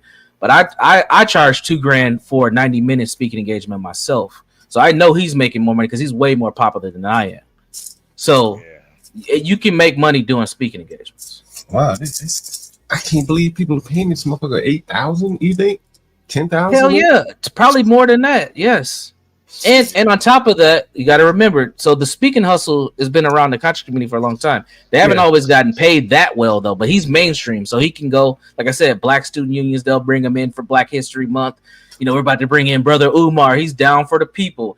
You know, no snow bunnies, all that type shit. So they bring him in because all the student unions get a cut of the student union, budget. So they'll slide him his $6,000. Plus he can sell books. Plus he can, talk about donations. He can get donations right there on the spot. I mean, he'll walk out of a college lecture, probably coming out like I said, like $12,000 easy. I mean, it's easy to make money doing that type of stuff. And get to flirt with the young girls on the campus. Yeah, of course, not even just the young ones. Think about the women that bring him in. Yeah, because it's mostly women. I'm just giving you guys a little bit of how this shit works in the background. Yeah. Like he ain't starving, bro. He's not starving for women. He ain't starving for money. Now I don't know if all his stuff's legal because you just sending donations through Cash App. Like, is that shit through a LLC? Like, how are you doing all that? So he probably is on the hook for some child support, but it probably ain't what it probably should be. And this interesting. Yeah. He's making bank. We got time for one more. We're gonna see on Umar. You got anything to say about that? Well, yeah. Go ahead, HB. Well, no. I'm very firm on the whole child support thing. If you do go through the courts to put a man on child support, I think that is all the obligations that man should have to do. And I think women, they put the laws on men. Instead of coming together like adults and settling it, handling it, they put they put Johnny Law on them. And I actually have, and I'm not one of those pro-black types of guys. I don't really listen to Umar Johnson, but I do see this happen a lot with guys where they're labeled as deadbeat dads when they're literally paying child support for years. Mm-hmm. And I just don't think it's I really do think this is like a character assassination. Now, if you want to call him a grifter and a swindler and a scammer, I'm all for it. But if he's been paying child support this whole time, he ain't no deadbeat to me. Yeah, no, I can go along with that. He's doing the financial obligation at least. Right. Yeah, I would agree with that part too. But this is where it gets tricky, and I'm about to sound like a big Umar hater. But he's a hypocrite, right? He's telling people on one end how they need to be in relationships and handling business and showing up for their children, but he has not been doing that. But if he's paying child support, he's doing what he's legally obligated to. But obviously the oldest daughter wanted something more with him than just the child support check. Yeah, I mean, parenting is going above and beyond. You know what I'm saying? No one sets out to do the absolute minimum, which is financial for a child. Yeah, you know what I'm saying? Like, most people don't go into it with that, point of view. So yeah, I can understand the criticism of people that say he's just paying but not doing anything. Let me put the link back up for Mid-Bro Logic. Yeah, no, I do get the hypocrisy, but I mean, for every like activist or pro-black leader, which one of them isn't a hypocrite? I mean, there's very few that aren't. There's very few that aren't hypocrites in some form or fashion. Yeah, that's a good point. But and maybe that's a topic for another show. Does the quote unquote black community need leaders? Because when you look at other groups, they don't have leaders. They have people in positions that do things, but for some reason we strive for a leader. Hey, HB, did you hear Academic's version, his take on Umar? I didn't. He was like, look, man, shit, he's dedicated his life fighting snow bunnies. And some things are going to fall by the wayside. Raising children may be one. A relationship with his baby mama may be the other. Yeah. I don't know how legitimately honesty is about it, but that's what he puts his interest and his energy behind. So, hell, Martin Luther King, you know, none of these men who have these great passions like this are going to be able to have whole, great relations with their family, their children. Hell, Donald Trump, he traveled all about while his children were going to school, you know. Right. You know, you got to pick your poison here. If you pick Umar, you should know what you're going to get. Yeah. And that is a good point with even Martin Luther King. Like, I mean, he wasn't a good father. That nigga dead. You can't be a good father if you're dead. Like, he's out of there. You know? It's too far. Too far. It's true though. You're too far. You're too far. Malcolm X, he's out of there. Too far. Too far. You can't be a good father if you're dead. And I think it does come with the territory. Like you kind of got to pick a side. You want to be the family man? You want to be home every day? Well, you can't go on these. Can't do the Million Man March. You can't do that. You can't do the bus boycotts. You can't do that if you want to be a good dad. Yeah, that's true. Yeah, mutually exclusive. Yeah. Hey, I want to get you guys to take a look at this before we get out of here. Take a look at this. Hold on. Yeah, go ahead. I don't know why. Probably the next question you might want to ask me, and I don't know the answers. I know a lot about Umar and all that shit going on. It's kind of embarrassing that I'm interested in that stuff, but it just is interesting, and I'm very familiar with it. And I think of note, we should talk about a YouTuber called Lennon Honor. Have you heard of this guy? Yeah, I'm familiar with Lennon. This dude does like 12 hours. He does 12-hour streams about Umar, and he makes songs. He's a real musician that makes like pretty good songs. Talks about his school. Lennon Honor. Just check it out. If you ever want to be up to date on Umar, don't even listen to Umar. Just go listen to Lennon Honor. He is like the guy. But spell it Lennon Honor, like Lennon, like John Lennon, and then Honor as in honorable. John Lennon. How did John Lennon spell his name? Lenon. Okay, Len. And you got to hear a song. It's called FDMG. I'll put the link in the chat for everybody. FDMG is coming. And yeah, Lennon's. I got another one is anti-Afro Svengali. She actually found me and subbed out to me. It's pretty awesome. It's a woman. Yeah, she's really been going at Umar for a long time. She was actually one of the first people to go at him. And I think is she in the Philly area? I think she's in the Philly area because I think she knows him. Yeah.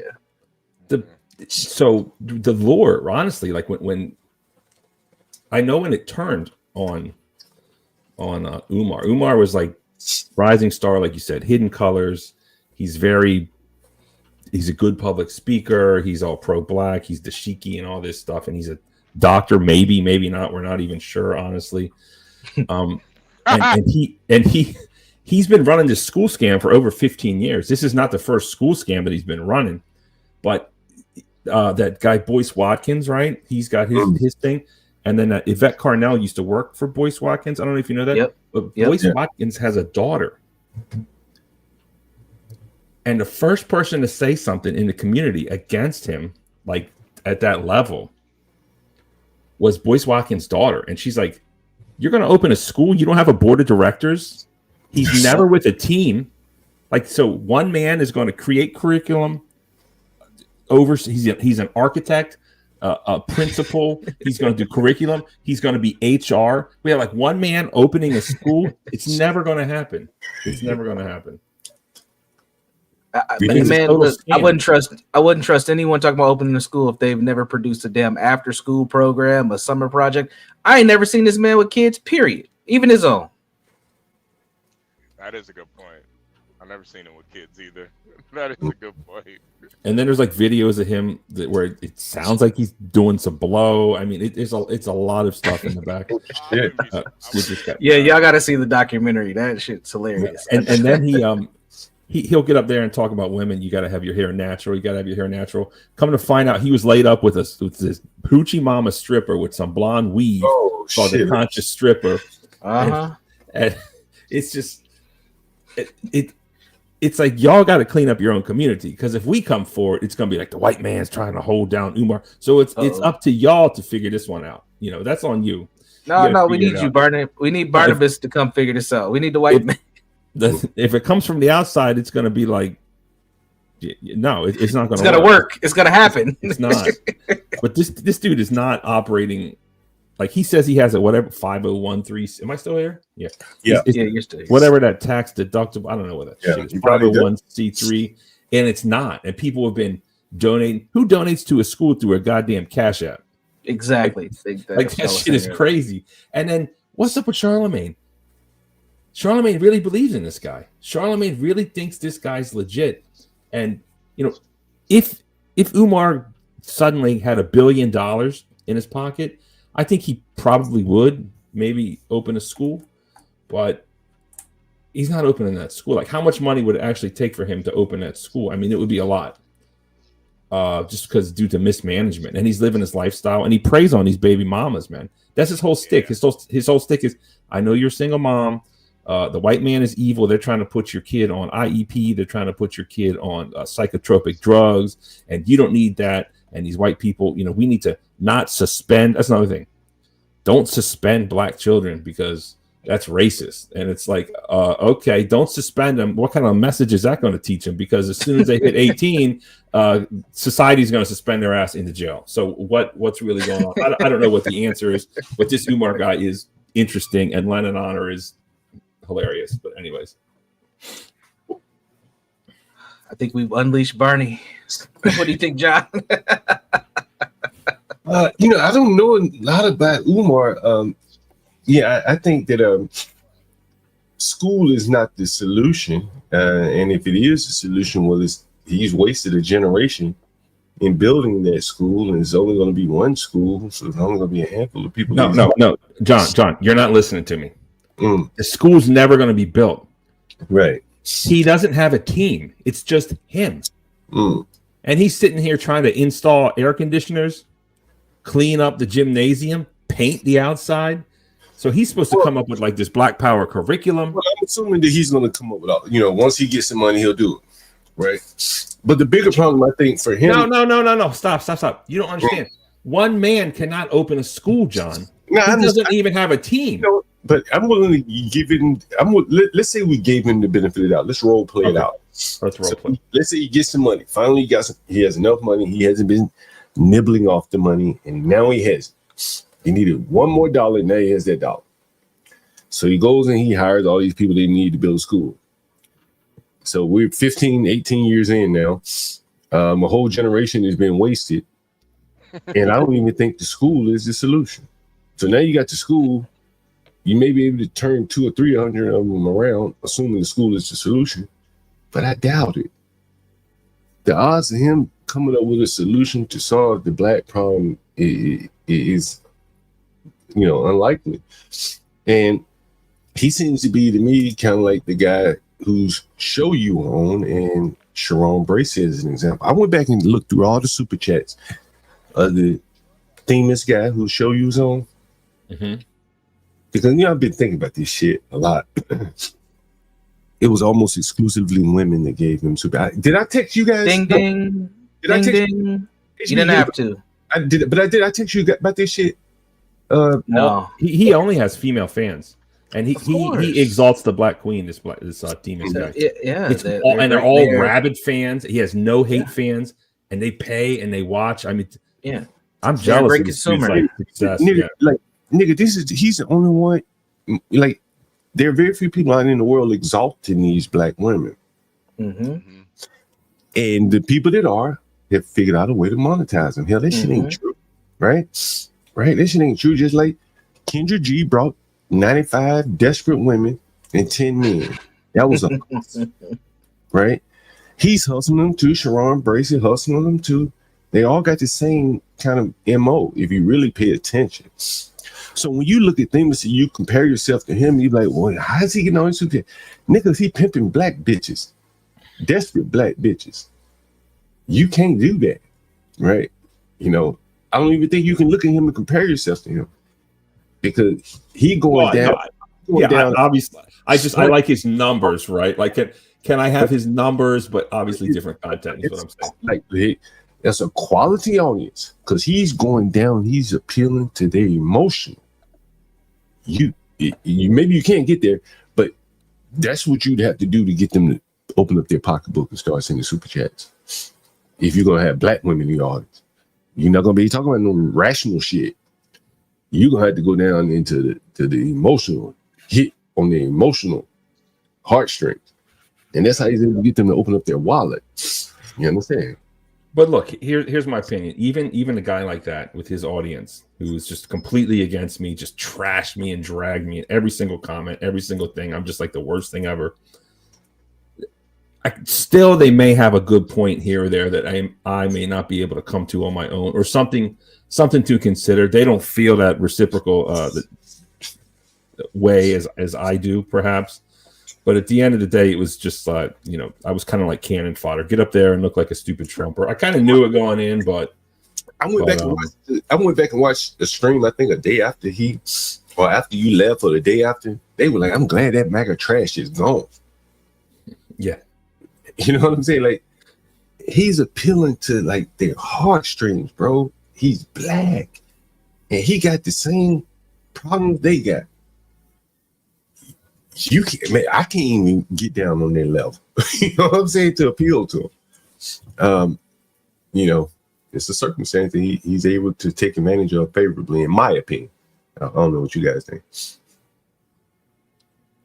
I mean, he's got a product they like. Good for him. Shout out to him. He's getting it done. It's admirable that. Of course, I disagree with him, but it's something to think about. Yeah, Barnes. It's a grift, man. It's a grift. I don't think he's grifting, man. I think he's honest to himself. I think he believes everything he says. I do.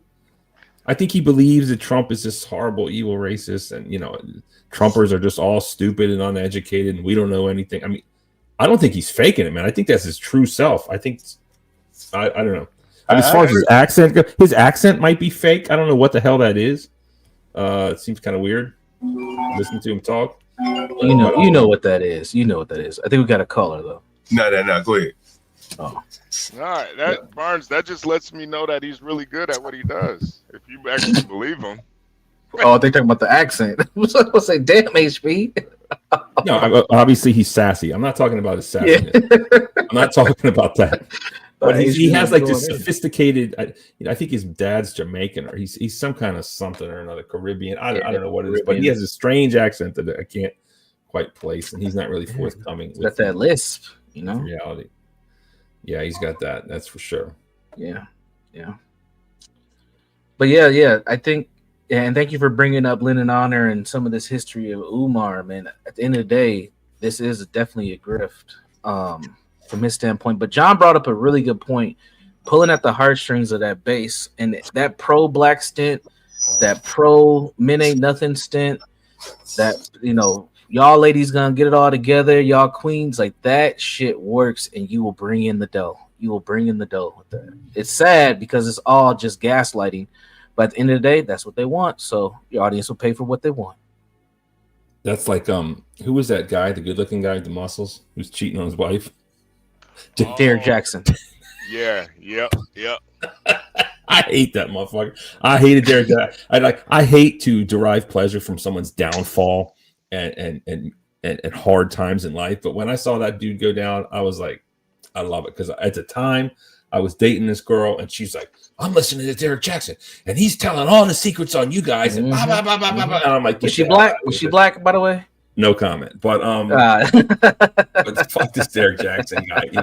Fuck this Derek Jackson guy. And he's sitting up here selling books about relationships. What's his book called? You Forgot Your Crown, Queen. I mean, bro, come on. Hey, Barney, we got a caller for you, Barney. Hold on for 1 second. I'll put him in. All right, hold on.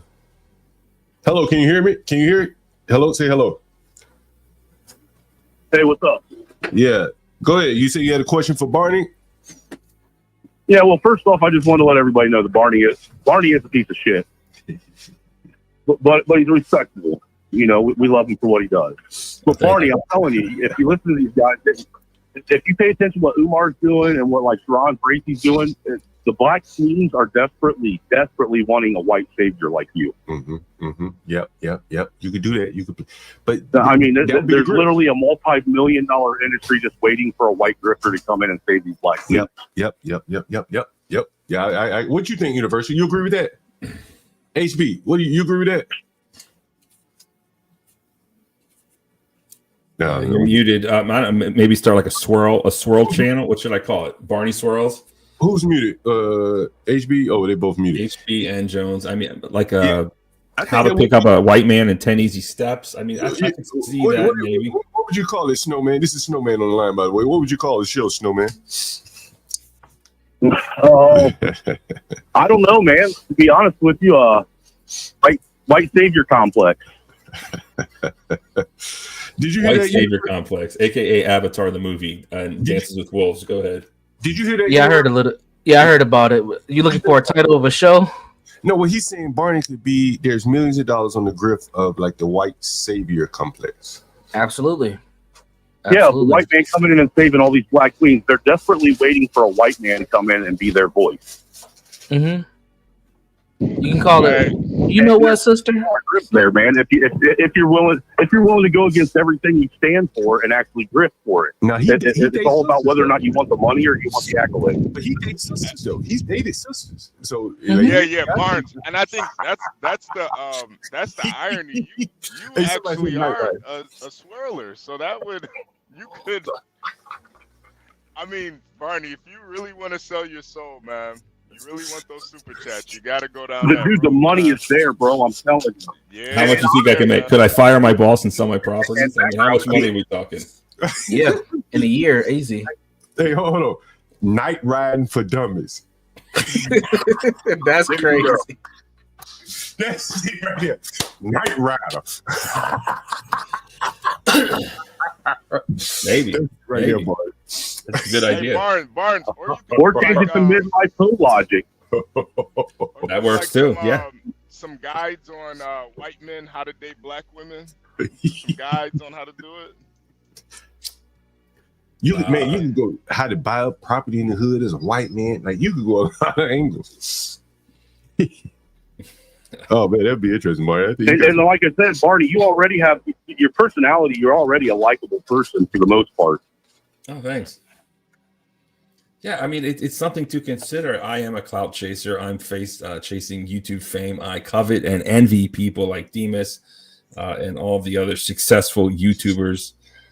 Maybe it's time to sell out, right? I'm trying to be true to myself for the most part, but I think maybe that's where I've gotten it wrong. And maybe it's time to cash in. Barney, here goes the title. Why black women are the best to date? You're out of there, man. You're going viral. You're going viral at that point. Yeah. As a white guy. For real. Yeah. You're going viral. You're out of there. Or I could double up. I could be like, dude, honestly, this is something that, look, Cynthia G proved this when she had that Brian White. No, well, hold on. You remember when Cynthia G had that Brian White dude on that just slandered all black men and was sitting there going, like a savior simp for the black woman.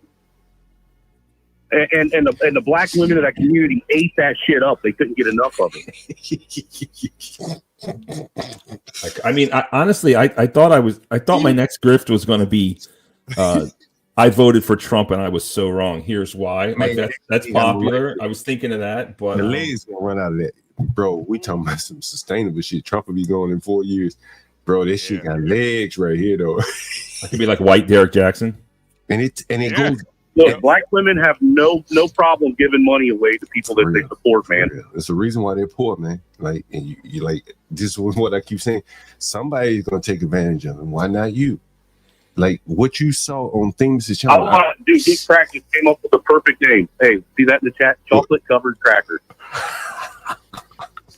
The CCC, not the KKK, but the CCC. Yes. Oh, it's a thought. It might be the one. I think maybe we have a winner. I like the other one, whatever it was. Who knows? Maybe we're on to something here. Whatever it takes, right? Whatever it takes.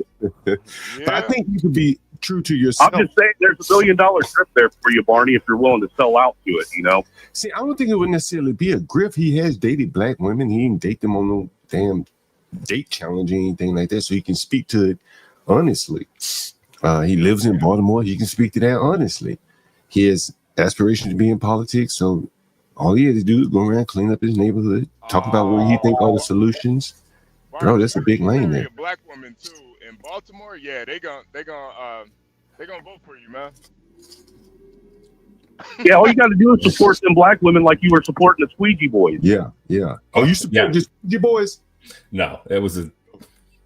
I was gonna say, well, they got mamas, right? No, I don't support Squeegee Boys. That was a bit I had a long time ago, and I really triggered Snowman. It was kind of a bit. I was just thinking. Though, if you change that bit from Squeegee Boys to black women, you'd make millions. Yeah. Hell yeah. And you'd be the mayor of Baltimore. You'd be the king of Baltimore, the king. I mean, what do you think my old lady's going to think about that, though? I mean, it's, I'm kind of. She's gonna be happy. Kind of a stamp. I'm kind of in a good spot with the old lady, you know. Get that bank card anytime she wants to. Yeah, She won't give a fuck. She's gonna be like, keep on streaming. Keep on streaming. I don't know, man. Let me talk to my queen tonight. We'll see what the team thinks. Maybe we'll tomorrow. You'll see top 10 reasons why sisters need to swirl. You know, something like that. Man, well, hey, that's all I had for you. That's all I had for you guys. I'm gonna hop off so I can watch the rest of the show. But I just wanted to throw that idea out to Barney because if anybody can pull it off, I think it'd be him. Yeah, I think so. Put the top 10 reasons you guys think in the comments, if you could, especially after the video's over too. So salute to your Snowman. Top 10 swirl reasons. You got to come at it from the white man's perspective. You got to say what are the top 3 reasons or top 10 reasons white men should date black women. Oh my god. What do you think they are, HB? Hey, hold on for me. I think you should start off your stream with like, I dated a black woman, and you know that'd be a good. This is what I saw. Well, it's just lead in. It'd be intriguing. They won't even know what you're about to say. I dated a black woman, and you know, ... And then people gonna click on that shit, and you know they see they're gonna see your thumbnail with a sister. You know, what should I wear? What should I wear? I have to look good. You know, I have kind of. Just you're white. It doesn't matter. Yeah, just pull up a stock photo of yourself. That would be interesting. That would be an interesting stream right there. You know. Yeah. Get like a picture with you, like with a black woman, but like blur her face out. Use that one you had you and Roz girl, but blur her face use Roz girl. Just blur her face out. And you can describe her. I dated a ghetto black sister. I dated a professional. Don't do that, John. Whatever she was. I'm saying whatever she was, right? And then you could play off that. What was it like going out to dinner with her? What was it like the attention? I mean, you got 10 streams off that shit right there. Right there. Yeah, right there. And then you could always come back and he can't do it. He can't do it. You could get black women to call in. I guess you know what I mean. Black men, white men may call in. Bro, that would be, I think it'd be interesting depending on the format, you know. He say he can't do it. Just stay away from ghetto. Don't say ghetto, man. Don't say ghetto. Well, you know, or describe her whatever she was, you know what I mean? Like, you know, it's very urban. Yeah, I dated a soul sister. Whatever the fuck they soul are. sister. 1970. You know, she invited me to the cookout. There's your title. Oh yeah, I went to the cookout. This is what I saw. Like, did she have a perm or natural? I dated a sister with a perm. What's it like dating sisters with perm? Natural, man. Like, you know, bro, that would be interesting. Man, you could do a whole show about just sitting at a restaurant. How many times did she complain to the waitress about things? Or if she didn't, see, y'all thinking about it from our black perspective. You see, the thing is, Barney, you gotta like exalt them. You gotta like worship them. You gotta make them feel good about themselves. If we talk about them being ghetto and their weaves and shit, that just makes them feel bad about themselves. Just like only say positive things about them, like this Demas and Derek Jackson. Yep. You could be the white Derek Jackson, man. Well, I think he could be honest, right? Like, let's say if he says, not if you want the super chats, John. Not if you want the money. You can't be honest. Let's say if he said, I prefer sisters with the natural hair. I don't really like the perms. Nah. Okay, maybe not. But he's got to say I like it all. He's gonna talk about it. Yeah. You see what I mean? You see what I mean, John? Already. You see, she's already out of there. She's already, we're not. she's out of here. You know, I ain't mean to bash. You know, because I do think it has to be like constructive. You know, people aren't gonna come in to be bashed. You know what I'm saying? I just think you could be honest. You know what I mean? We'll do like top 5 hairstyles for your queen when you go on vacation. Ooh, there we go. Yeah. See, we're not bashing. Yeah, we're giving him ideas. Yeah, he likes black women. Number 1, box braids. Number 2, goddess braids. See, number 3, he knows. Number 3, the what's the Smith woman's name? What's her name? Who's Will Smith's wife? What's her name? Oh no! Don't bring her up. Don't bring up Jada. I'm talking about top 5 hairstyles to alopecia for your queen when you go to the islands. Don't do it. Don't worry about it. Don't do it. Barnabas knows the business. He knows. Look, I don't. I think this is kind of detrimental to my current, shall we say, woman situation. Status. Yeah, I'm in a really good situation right now. I'm not going to rock the boat. So let's pivot. Let's do like Ghetto Landlord strikes out with the white women. John Galt, why don't you go on a snow bunny hunt or call it Snow Bunny Hunter? And then I can take you to all the white spots. We'll go to IKEA together. I can film you hitting on some white women until we get kicked out of there. I can't bring him to it, man. Like I'm gonna play the game. I'm playing for keeps. Let's do it. Let's call it Snow Bunny Hunter, and you can be the guy, John. I mean, why not? Let's do it. Snow Bunny Hunter. Be like hunting. You do like a Elmer Fudd. You could do like yourself as Elmer Fudd. Hunting season is in, and it'd be like the snow bunnies, and we could do that, man. I think there's something behind that, and you can give your reasons why you want the snow bunnies. I mean, you'll be like reverse, like the sisters will hate you, but it'll bring it up. I mean, it's an idea. I can do it authentically, though.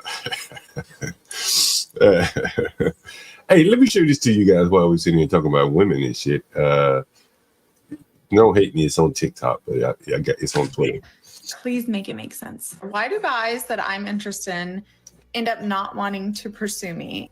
Because they are the same guys that everyone is interested in. This is perfect. And the guys that I'm not interested in pursue me hard and do not give up. Because those are the guys that nobody is interested in. Please make it make sense. Okay.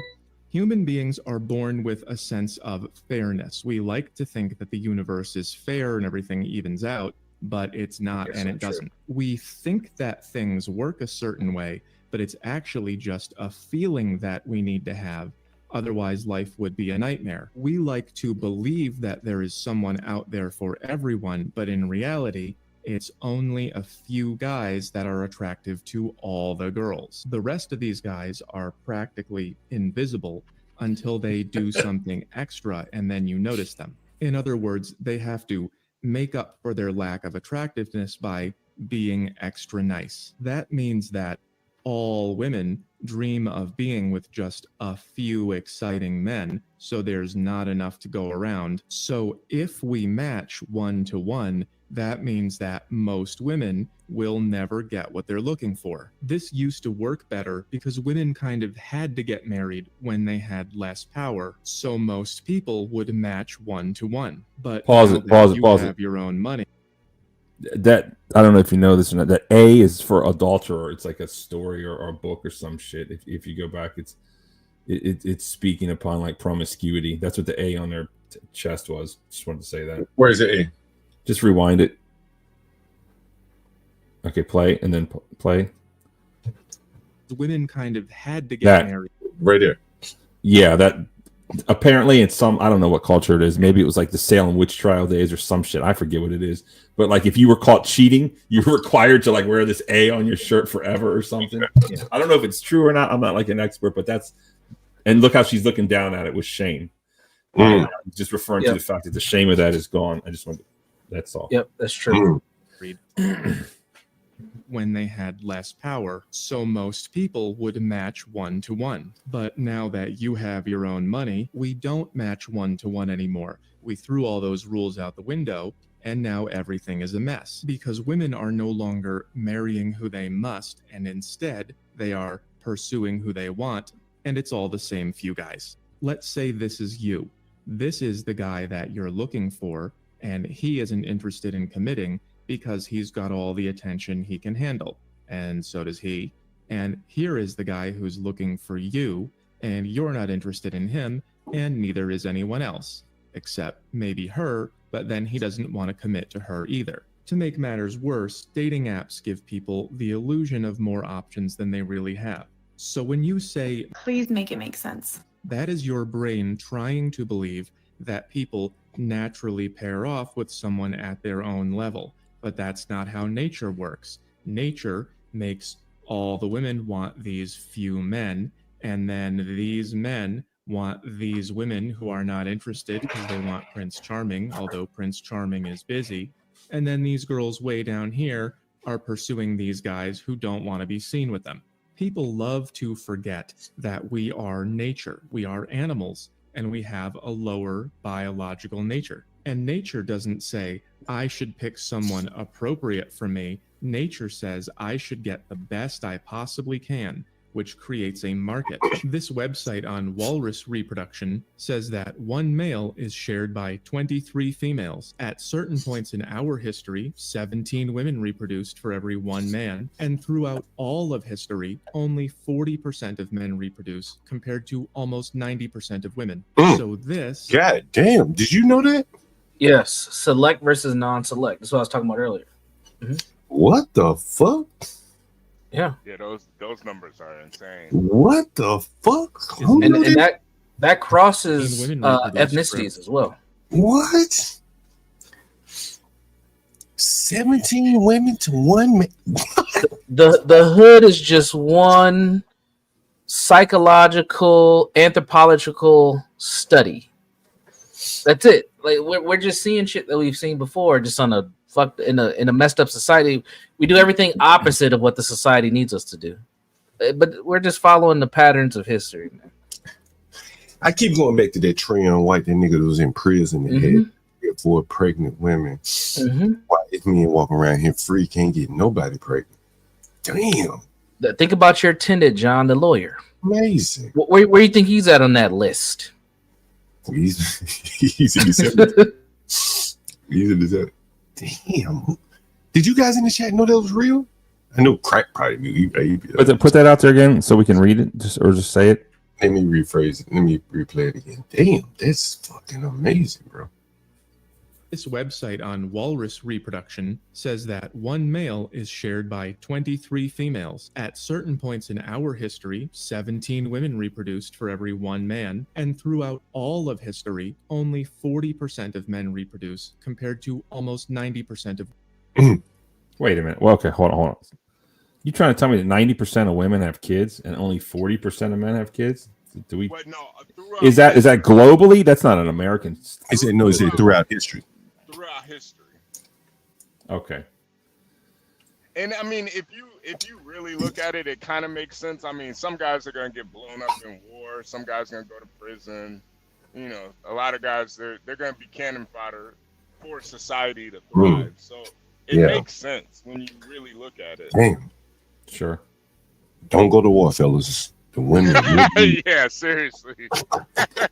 YNs go to war every day, John. What you saying? Yeah. They live in a war zone. If you can just stay alive, fellas. Yeah, you stay alive long enough, you're probably gonna end up having a kid or two. So, you know, that's what happened to Stanley. Yeah. I couldn't help it, man. He's been bashing me all week. Mediocre. Only 40% of men reproduce compared to almost 90% of women. Stanley, you barely slipped in there, though. So this is not new. It's just what male mammals do when nothing stops them. And if you want to go back to everyone matching one by one, then you have to go back to the rules that made it happen. But you said you didn't like those. So the reason that people no longer pair up one by one is that sexual freedom makes society collapse. This guy wrote a book about it. And just look at him. He tried to warn you. Here, I know none of you are going to read this, The whole of human history does not contain a single instance of a group becoming civilized unless it has been absolutely monogamous, nor is there any example of a group retaining its culture after it has adopted less rigorous customs. So the reason the guys you like don't like you, and the other way around, is because that's what people do when you let them. That's pretty One thing to add to this that's very important is environment and setting. So that top tier guy changes depending on the environment. In the hood, that top tier guy is the gentleman you were talking about, John, who went to jail. But on a college campus, that might be a frat boy or an athlete, right? It might not be a swimmer, but it might be a basketball player or a football player, right? It might not be the dude on a soccer team, but it changes. In a corporate sense, it might be somebody who works in finance, right? Not necessarily the guy who was in the mailroom. Like, so it shifts and changes based on setting as well. Yeah, no, I definitely agree with you. The head mailman gets his pick of the aluminum. Yep. There you go. Schedules. It used to be like that. My cousin drove a bus, and that was a pecking order of like men that drove the bus. The women would pick them up. They had the seniority, had the best routes. I mean, it's just all throughout society. You kind of can't get away from it. That's very true. It's part of our nature. Part of our nature. So principles apply. Go ahead. So would you rather be, this is a changing world. Apparently men can get pregnant. Chicks with dicks are running marathons against full-on quote unquote cisgendered females. The world is changing. We have to prepare for it. So it's obvious that women would rather be with a Cher and Idris Elba than be with Barnabas, right? I mean, that's kind of where we're at. So I want to, since gender norms are flipping due to feminism or what else, I guess I want to ask the panel: would you rather share a really hot chick or be with the fat ugly chick that's completely loyal? Go ahead. I'd rather be with the fat. Yeah, same. Chick. Yeah, same. I'd rather be with the fat ugly loyal. I mean, what if she's like a 1990s Halle Berry? She'll do everything nice to you, but she's just gonna do some other guy too. No. Nah. This is where male nature kicks in. So men are very above all else. It's not even just loyalty; it's about possession. No man wants to share like that. You're a cuck. Who wants to do that? Yeah. It actually goes against Halle the Berry. I mean, Halle ego. Berry. I don't give a fuck if it's Halle Berry. Halle Berry in the 90s, or whoever else you. There's tons of Halle Berries. That's the mindset you gotta have. There's not. But there's some that are closer. I ain't trying to. Me and HB ain't trying to share no Halle Berry, bro. Like somebody's got to win. I think the thing is, we never have to. It's just so far from ever being reality. You know what I'm saying? Like, it's just not even in the realm of reality there. To be quite honest with you. I got one more video if you guys have time. It's a very short one. Then, if you have something else, we can do it. Otherwise, we can get out of here. There we go. EAE speaking the truth right there. What did EAE EAE said, I share Lolo with Universal Hungarian. Attachments bring misery. Word to Buddha. All right. Well, there's one guy in there. But we found one. EAE is deeply depressed though, so that might play a part in that. But yeah, I wouldn't do it, man. I wouldn't do it. Nah. Okay. I mean, how about let me put it into perspective. Let's talk. Would you rather share Halle Berry or be tied down with Precious? Go ahead. This is a good connection to our last episode. Yeah. I mean, a 1990s Halle Berry, would you rather share her, or would you rather be a stand-up kind of dude with Precious? Go ahead. Gabby Sibiday, whatever her name is. Yeah. Man, let's just move on to the next topic, man. You know what it is? All right, hold on that note, just as kind of side note. Who's the flute player? She's losing weight. How much more weight does she have to lose? Lizzo. I don't know if we have a weight update or let's just in the future we'll keep our eye on her. Maybe we'll do an episode perhaps. At what point is she going to become attractive? How much weight does she have to lose? And does she have the sagging skin? I don't know. It just came to mind now. Let's see what she looks like right now. Let's see. She's almost there. She's almost there. I think another 100 pounds and she's gonna be there. Almost there is 100 pounds. I think another 100. She's almost there. I mean, there's like Asian women that don't even weigh. They weigh like 98 3/4 pounds after they ate a bowl of rice. I mean, 100 pounds. That's a lot of not eating. But we'll see. Yeah, Go ahead. Hold on 1 second, guys. By the way, we're streaming on the Urban Landlord clips, and with the Urban Landlord, I think Twitch too, and Universal Jones channel. Was it by Brandon Jones? Is that right? By Brandon Jones. Yep. Yeah. So make sure you subscribe to all of those Urban Landlord clips and Midlife Bro Logic. And we have the Cash App flowing on the banner there. Did we get Universal? I didn't properly put it in there, but I think I got you right there, Universal. Make sure next time you see it cross. Yeah, that is correct. Yeah. Yeah, guys. We've been testing out this format. I think it works out well. What do you guys think in the chat? I think it works out well. What do you guys think? Oh yeah. I can't get the kick going from is Twitch. Twitch is going, but no. We have one person watching on Twitch, one person watching on Brandon Jones, and everyone else is on the Urban Landlord. It looks like, or is it Galt? I can't tell. But either way, just want to give you guys an update. Please support the channel there. Go ahead. Yes. Well, John, you were gonna bring up another topic. Yeah. John, what are you smoking? You smoke more than anyone I ever know. So we need to address this. What the hell are you smoking? Is this weed? Is your hoodie on? Is your hoodie on backwards? What's going on? This is a fucking baklava, man. This motherfucker. So you got a ninja mask? Pooch iced tea. You a stick up boy? No, he's got to blend in with the YNs, man. I understand. Bro. No, I'm on my scooter sometimes. You know, the wind blowing in your face. You know. That's a likely story. It's an interesting story. I'm going to send you something on WhatsApp, John. I found a ninja mask wrapper right outside my house. I think like someone bought one and robbed someone immediately. It's just an interesting picture.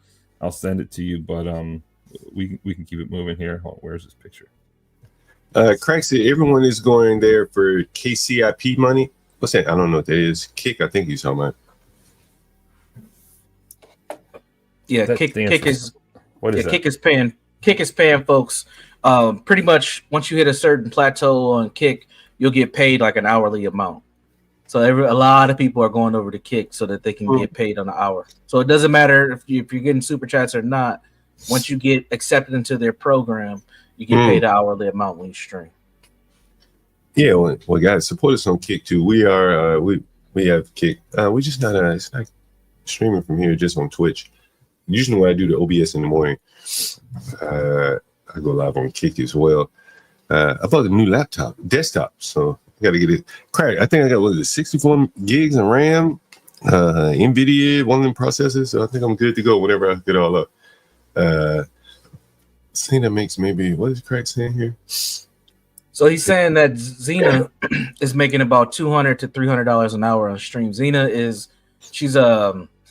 she's an interesting young lady who has some adult content, but she's also a streamer. She's around Princess a lot. She's kind of in that Princess circle. I think she's standing in that house, by the way. Hey, and to crack FCX, I made a pretty penny this morning off of FCX, man. just so you know, crack.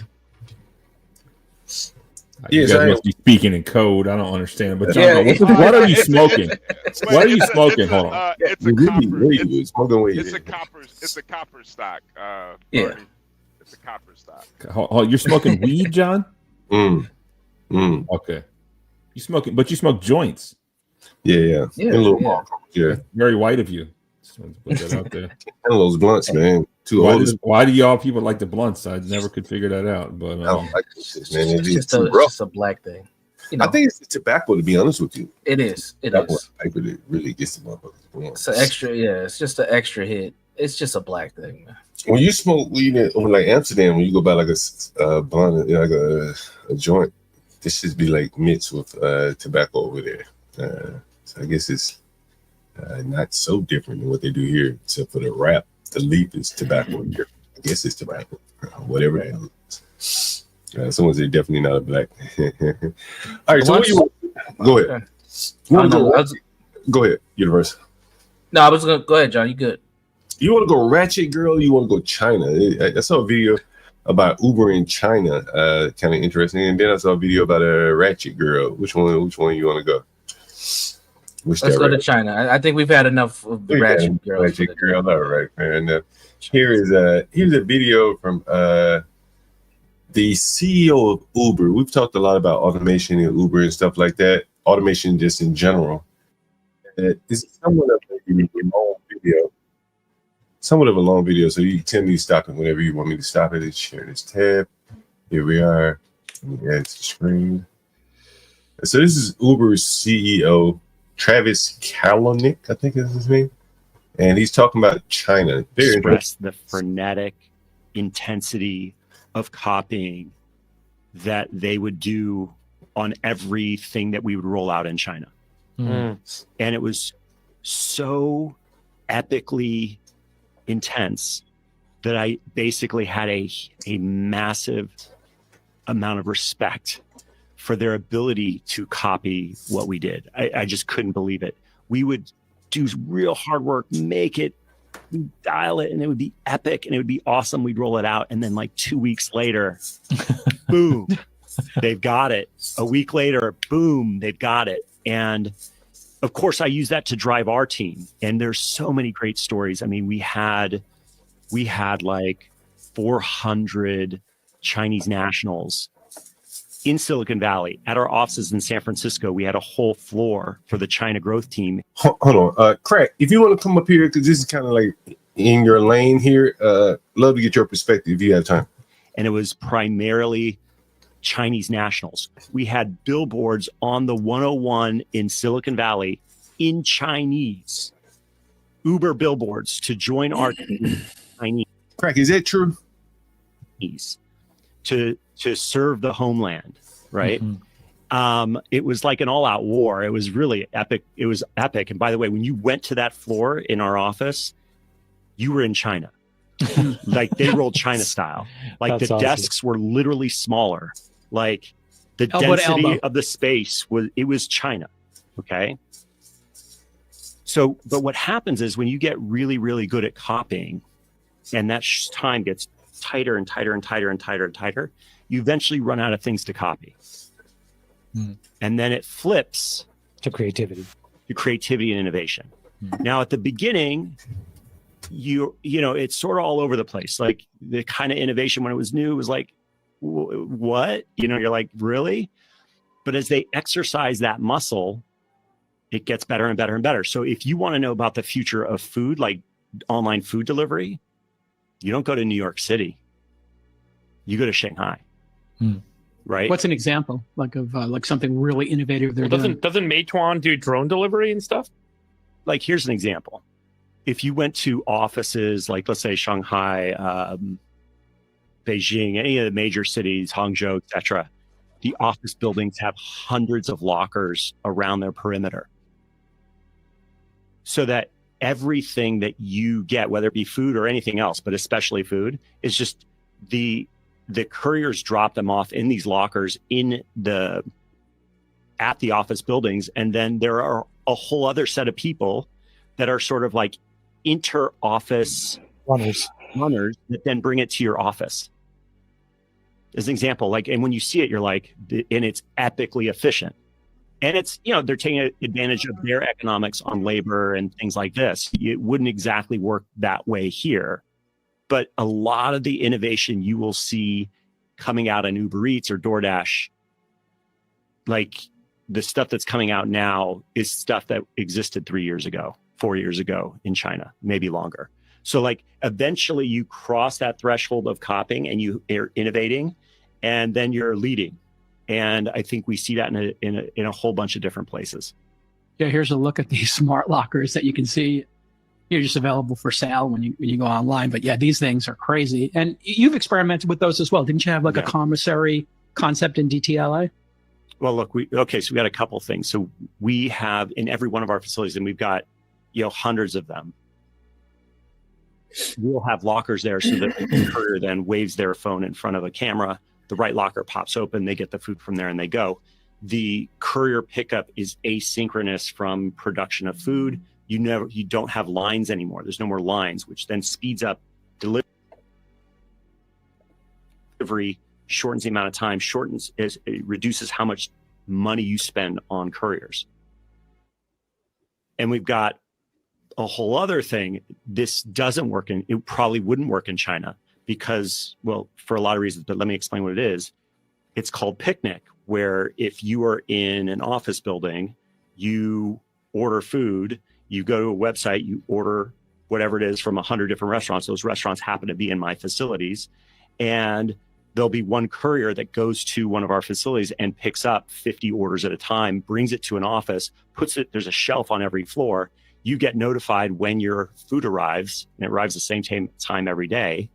And you just go to the shelf, get it on your floor, and dip it right back into your meeting, saving people time at the office, giving them selection on food, especially in food deserts. But even going, like there's a Sweet Green right down there in my office right now.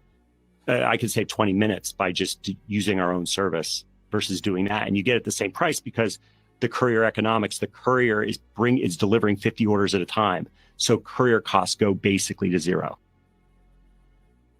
Smart. What's up, Crack? Yeah, what's up? Where's John go? I thought he wanted to talk to me. Yeah, I'm here, man. There's a lot to unpack there, Crack. Oh shit. The Chinese offices, just turning the offices Chinese once you get so many of them, the Chinese advertising in the San Francisco area. I mean, this is normal H-1B stuff. That's what happens when you get H-1Bs. They just take over everything. So, my work, like a lot of the lower technicians were all Vietnamese. Once you got a Vietnamese boss, they would take and hire all the Vietnamese. Then you had like a layer that's like Indian. Then you have another layer that might be Chinese. And if you go into a big office that has a large contingent of both Indians and Chinese, they'll start like having wars with each other in the corporate, like inside, because they're vying for the CEO gig. And that's why most, so who's going to be the Chinese CEO? Actually, all the semiconductor companies now that we see are now Chinese CEOs. Intel CEO has just been announced. We have a new one. He is Malaysian Chinese. So they are taking so we are going to have a battle eventually. So that's why it's like, you have a war. You think it's a war against America versus China. It's just a war of overseas Chinese versus mainland Chinese. That's just what it is. There's no America versus China. It's just mainland Chinese versus overseas. So it's just like different forms of Chinese fighting each other. Then later on, we'll have a war between Indians and different forms of Chinese or different forms of Indians. And then that's what it is. Just a big population of people. So you're just eventually just gonna get subsumed under these like crazier and crazier like fights and battles and turf wars. The first thing I want to ask you is, he mentioned something that I thought was very interesting. Most people think of Chinese as just copying things, right? Okay. But he said they reach a point where they begin to innovate, and he says all the innovation eventually comes out of there, right? Right. And that's what Elon had. That's what Elon learned. All his processes for his factories, he took from Shanghai and Beijing. So all his factories there, he took those managers and some employees there, go to Texas and train and retrain everyone in the Texas factory. Yeah. Whatever they improved, they shipped it back over here. Yeah. Did you see any of those road signs when you were living, those billboards, those Chinese billboards when you were in? I don't pay attention to billboards. Yeah, I try not to. Like, you have the digital ones, right? They just flicker. They just cycle through a whole bunch of different ones. I don't know. If it's in Chinese, I wouldn't be able to read it. So, yeah, it's very interesting though. Because I've always thought of the Chinese and based on propaganda, they just copy everything. But he's saying they lead innovation. They reach a plateau in copying. Yeah, at a certain point, they have to. Yeah. And I mean, it's just a necessity. You will have to. And that's why I said, like, in one of those CT streams, our stream, like, China used to ban sci-fi. Okay? Because sci-fi, like, as a fiction literature, could be used as a weapon against the CCP because it's a veiled, like, you just use allegories, just like Star Trek, went against, like, it's kind of like racism and stuff. They would just use it as a veiled criticism of the Communist Party. They didn't want that. That's why they also ban like ghost stories too and other things. So they ban anything with horror over there, like sci-fi, and they don't want anything to be like to be any kind of veiled like criticism against them. But they relented like 10 something years ago. They said, okay, that's why you have the 3-body problem. You see that? You have the 3-body problem. It's all over like American TV right now too, right? It's from Tencent. And then they all brought it back here. And then they also have the Netflix version of 3-body problem. That's a Chinese sci-fi. Why did they do that? Because they realized that the Steve Jobs, the Bill Gates, all those people, when they interviewed all these engineers from America, they said, why did you get into engineering? Because I read sci-fi. Sci-fi wanted me, like, so they read a lot of sci-fi, they watched a lot of sci-fi. That's why we have, and that's why another couple shows ago, that's why I talked about it. I said, like, I believe like sci-fi, was a tool for propaganda, like in America during the Cold War, to kind of make people want to be engineers. Because otherwise, if you just told people, hey, we don't want to go to the moon, we just want to build better rockets to shoot at Russia, nobody would do that. They want to have like uplifting moral reason for being an engineer. Engineering doesn't pay well, honestly. Like, I got paid a lot, but how much work did I have to do to get that money? Way more than just being a guy in finance or any other type of like executive position where I don't have to think that much. Engineering is too hard, way too hard. Craig, I got a question for you. It's kind of an engineering question. You mentioned something about processes and shit like that. The CEO of Uber mentioned the labor costs in China that allows them to do some things. And Phoenix Fish is saying, how can a courier deliver 50 orders? I want my food hot. The CEO of Uber said they can use this to drive costs damn near to zero. Did you hear him say that? Yeah, right. And I mean, that's a hell of a pressure on. That's going to be a hell of a pressure on wages, and that they are pursuing a damn near zero cost in delivery. Someone's going to have to be squeezed there, I would imagine, right? Yeah, but I think like if you go to China, you'll see the mentality. It's like they're so used to living off of like barely any wages, It's just kind of like a mentality thing. I have no idea if it's a propaganda like mindset that they got going that kind of makes them like built up. But you saw in COVID, eventually it just boils over. Like people get pissed. You can't push people that far. Eventually people just get mad, So yeah.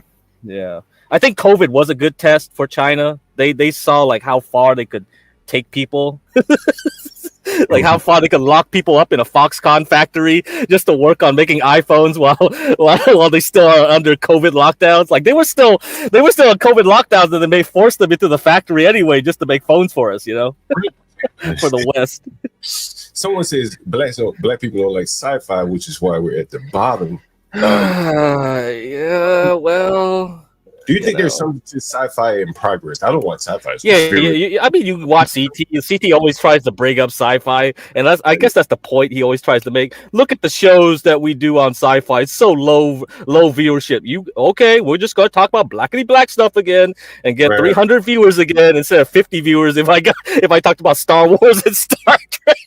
I mean, I don't know if it's just an inside joke that he's doing or whatever, but I don't know.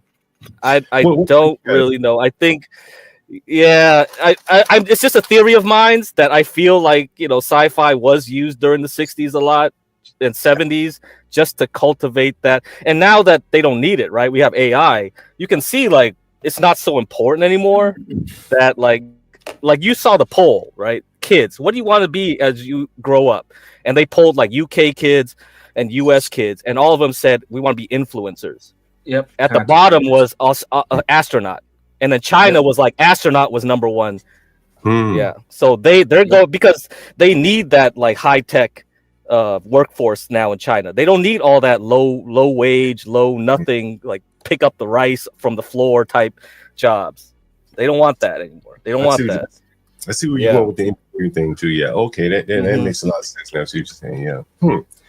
Very interesting. I think we need to wrap up. University got to get ready, get out of here. HB probably on the road somewhere, ready to drop a load. Midlife, I'm sure you guys. All right, you guys, you can have a Yeah. Any final thoughts, Midlife Real Logic? Thanks for coming by today. Any final thoughts from you? Great show. Is this like 5 days a week? Is there a schedule on this show? What's the plan here? Yeah, we're working it out. We can probably do a couple times a week. We'll get a rotation here in a moment. You gotta get permission from your father, Universal. Yeah, no, I gotta go ask my daddy Stanley if I can do this show. Don't be mediocre. He's a little upset. I'm too mediocre to be on this network. Apparently. Perfect. All right. Well, thanks for having me. Thanks for highlighting me. I certainly appreciate it. You got my number, John. Let's hook up. Let's do the show. We'll meet in person when the time is right.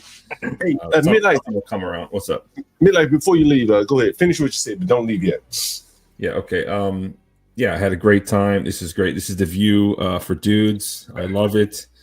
You need a diversity hire. I'll be your Star Jones or whatever it is. So thanks for that. Let's wrap it up. As far as other people coming into the workplace, look out for the Filipinos, because if you get a Filipino workforce, they start to get too comfortable and then they start to microwave their fish, and it's gross. So be careful of that. Yeah, we don't need that. Before you go, I want to tell you, I've been thinking about doing like an industry night. You ever heard of an industry night here in DC? I mean, that's for like chefs and like chefs and bartenders and shit like that. I used to cook actually for years. Yeah, so you understand exactly where I'm going with this. So I was thinking about doing like an industry night for content creators. Man, I had some interesting thoughts yesterday. I don't know if you were listening, I don't know if you were listening, but I've mentioned it before, and I think I can take it. We can take it a little bit further. If all of us would have put our heads together, Universal, he was up on the panel. I was thinking like, most of these streamers don't own their audience or anything like that. They just own the super chats and the cash apps or whatever they get. But one of the big things that they could monetize by way of their audience is redirects, right? They could be an auction place strictly for redirects. Hey, I just finished my stream. Who wants my overflow audience? You could pitch it to your audience before you end the stream. There could be a marketplace for redirects. Big streamers could probably pick up. Man, John, why you come up with all these great ideas, man? You are crazy. No, listen, John. It's a good idea. Of course, my numbers suck. No one's going to pay me anything. What's my market share? But if you look at do you know who's this? Hold on. Your numbers suck, which means you be in the market to what? Universal.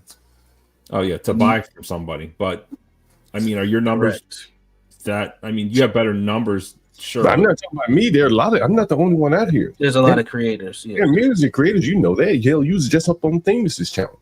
Yeah. You probably wouldn't better off buying his audience and showing up there. Hell, you say you lost two damn subs. 2 subs. Right? Yeah. Better than yet, you probably been better off not even going there. It's not a viable audience for you, and buy your audience where they're more quality. And that is what I'm thinking about, a redirect marketplace where big streamers could sell off their audience as they get ready to close out the show. Hey, I'm about to be. Hold on. Let me add on to that. Do you know Star Report? You know that guy? Yeah, we talked about him yesterday. Yeah, I don't know what his rates are, but he'll advertise you for a price. You can like get in contact with him, and if you want to be on his panel, you actually have to pay. Yeah. I mean, it's pretty affordable. We talk about it, but I'm thinking about not just him, but that's a good idea. But you think about all the people that are in their shows and they just let their audience go out into the ether and let YouTube's algorithm decide. Here's a way for the streamers to take control of their audience, right? And say, hey, I'll send them to you for $100.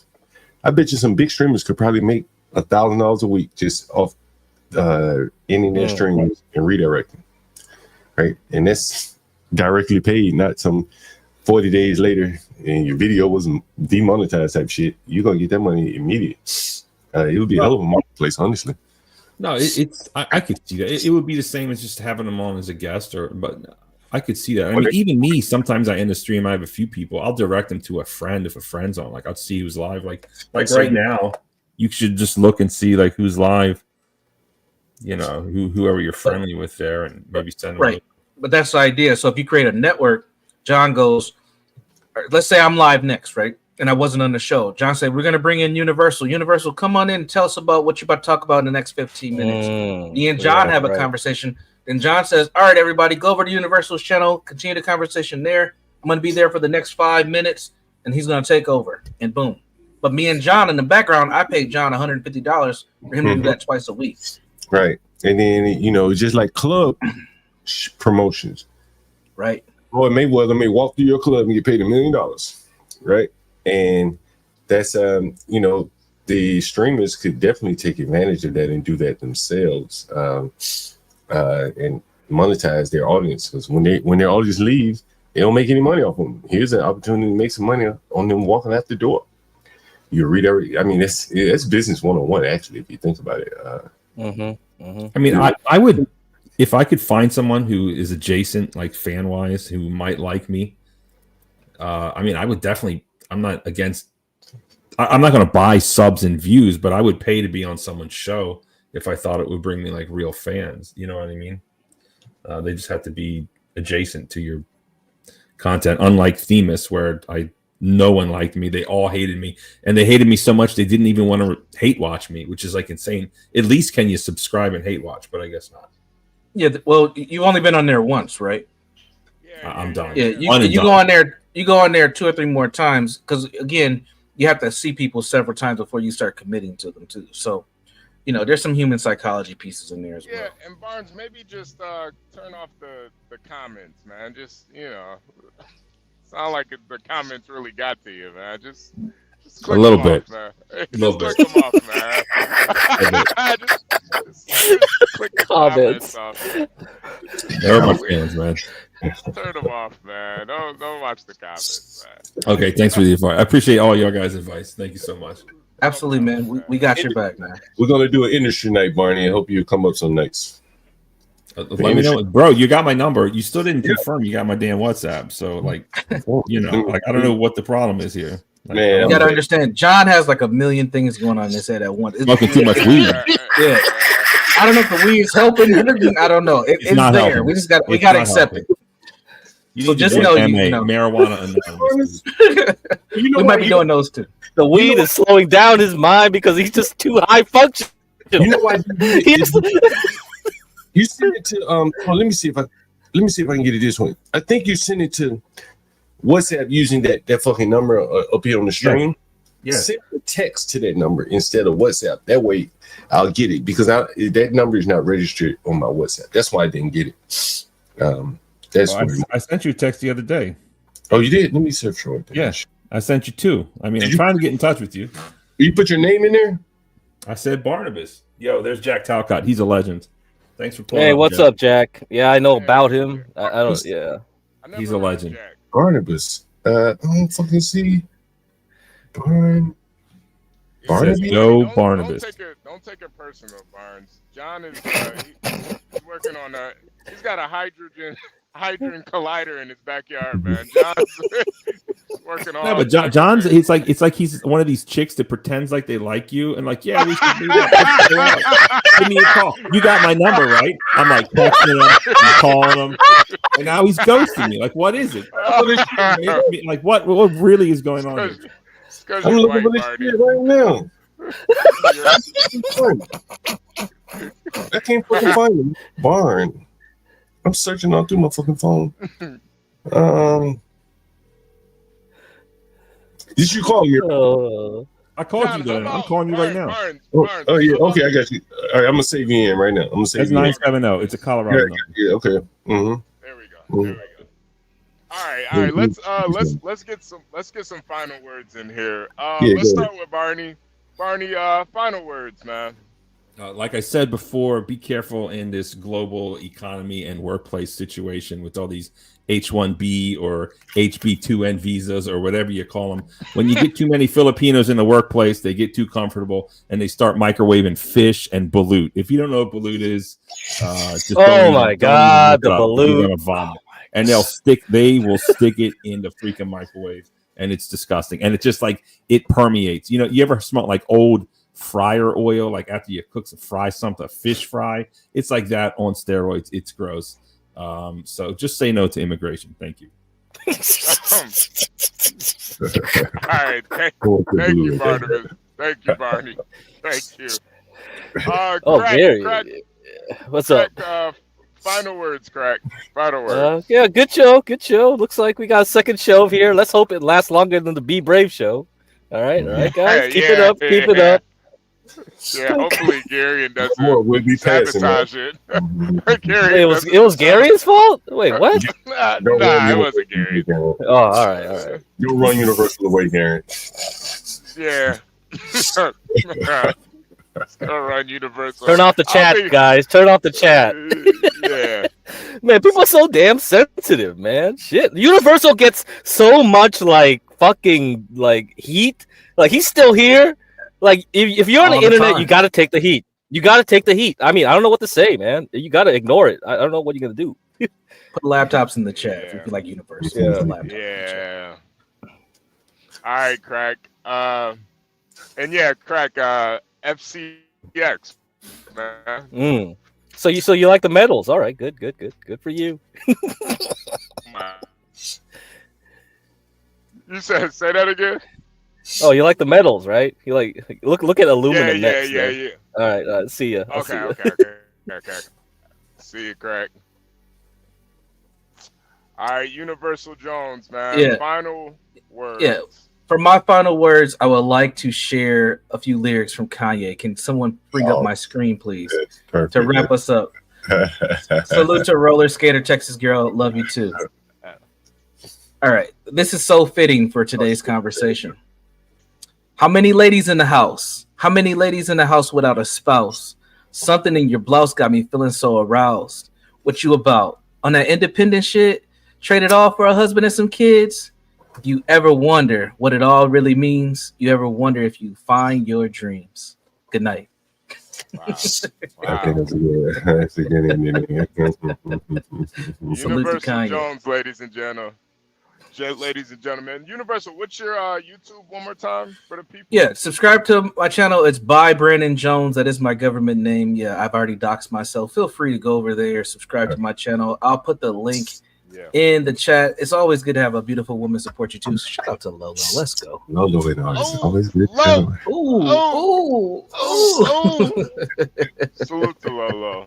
We should do a ladies panel, ladies topics, and get some ladies patient up here. What do you guys think? Hey, did you see the chat? The ladies came out for us. I think that we can make that happen. We had a lot of ladies show up, some new ones and everything. I wish they would have jumped up on the panel to talk about that whatever dating night that Kendra G had. Do you ladies go to those type of events? Have you had a similar experience? That would be very interesting. Yeah, we can cultivate a conversation. We can invite some ladies up to talk about dating online versus dating in person. What do they do? And we should get a multi-generational approach. We'll try to get about 4 ladies to come on and share their perspectives. I think next week we should put that in the title for sure, because that's one of those topics I think I would like to delve into, especially with Crack, because he can talk about the algorithm behind it. How, I think a lot of it is geared to make money, and there isn't much connections being made there. Anyway, that's my thoughts. Hell, that's my final words. Great show, by the way. I think. By the way, I like the format. Oh yeah. Very streamlined. Very streamlined. It's all you, HB. All right. I'm gonna end it out, Universal. You guys make sure you hit the like button, subscribe if you're new here. This has been the Morning Roast with HB2N, Universal Jones, John Galt. We had our special guest today, Midlife Bro Logic. Make sure you guys go subscribe to his channel, Midlife Bro Logic, aka Barnabas. We're rooting for you, Barney. Stay positive. And also another special guest, Get Crack. Make sure you guys follow his stock advice and stock tips show, Charting the Course. You can find that at TheUrbanLandord. We appreciate you guys. As always, God bless America. God bless the chat. We're out of here, you guys. Salute. Feel like I should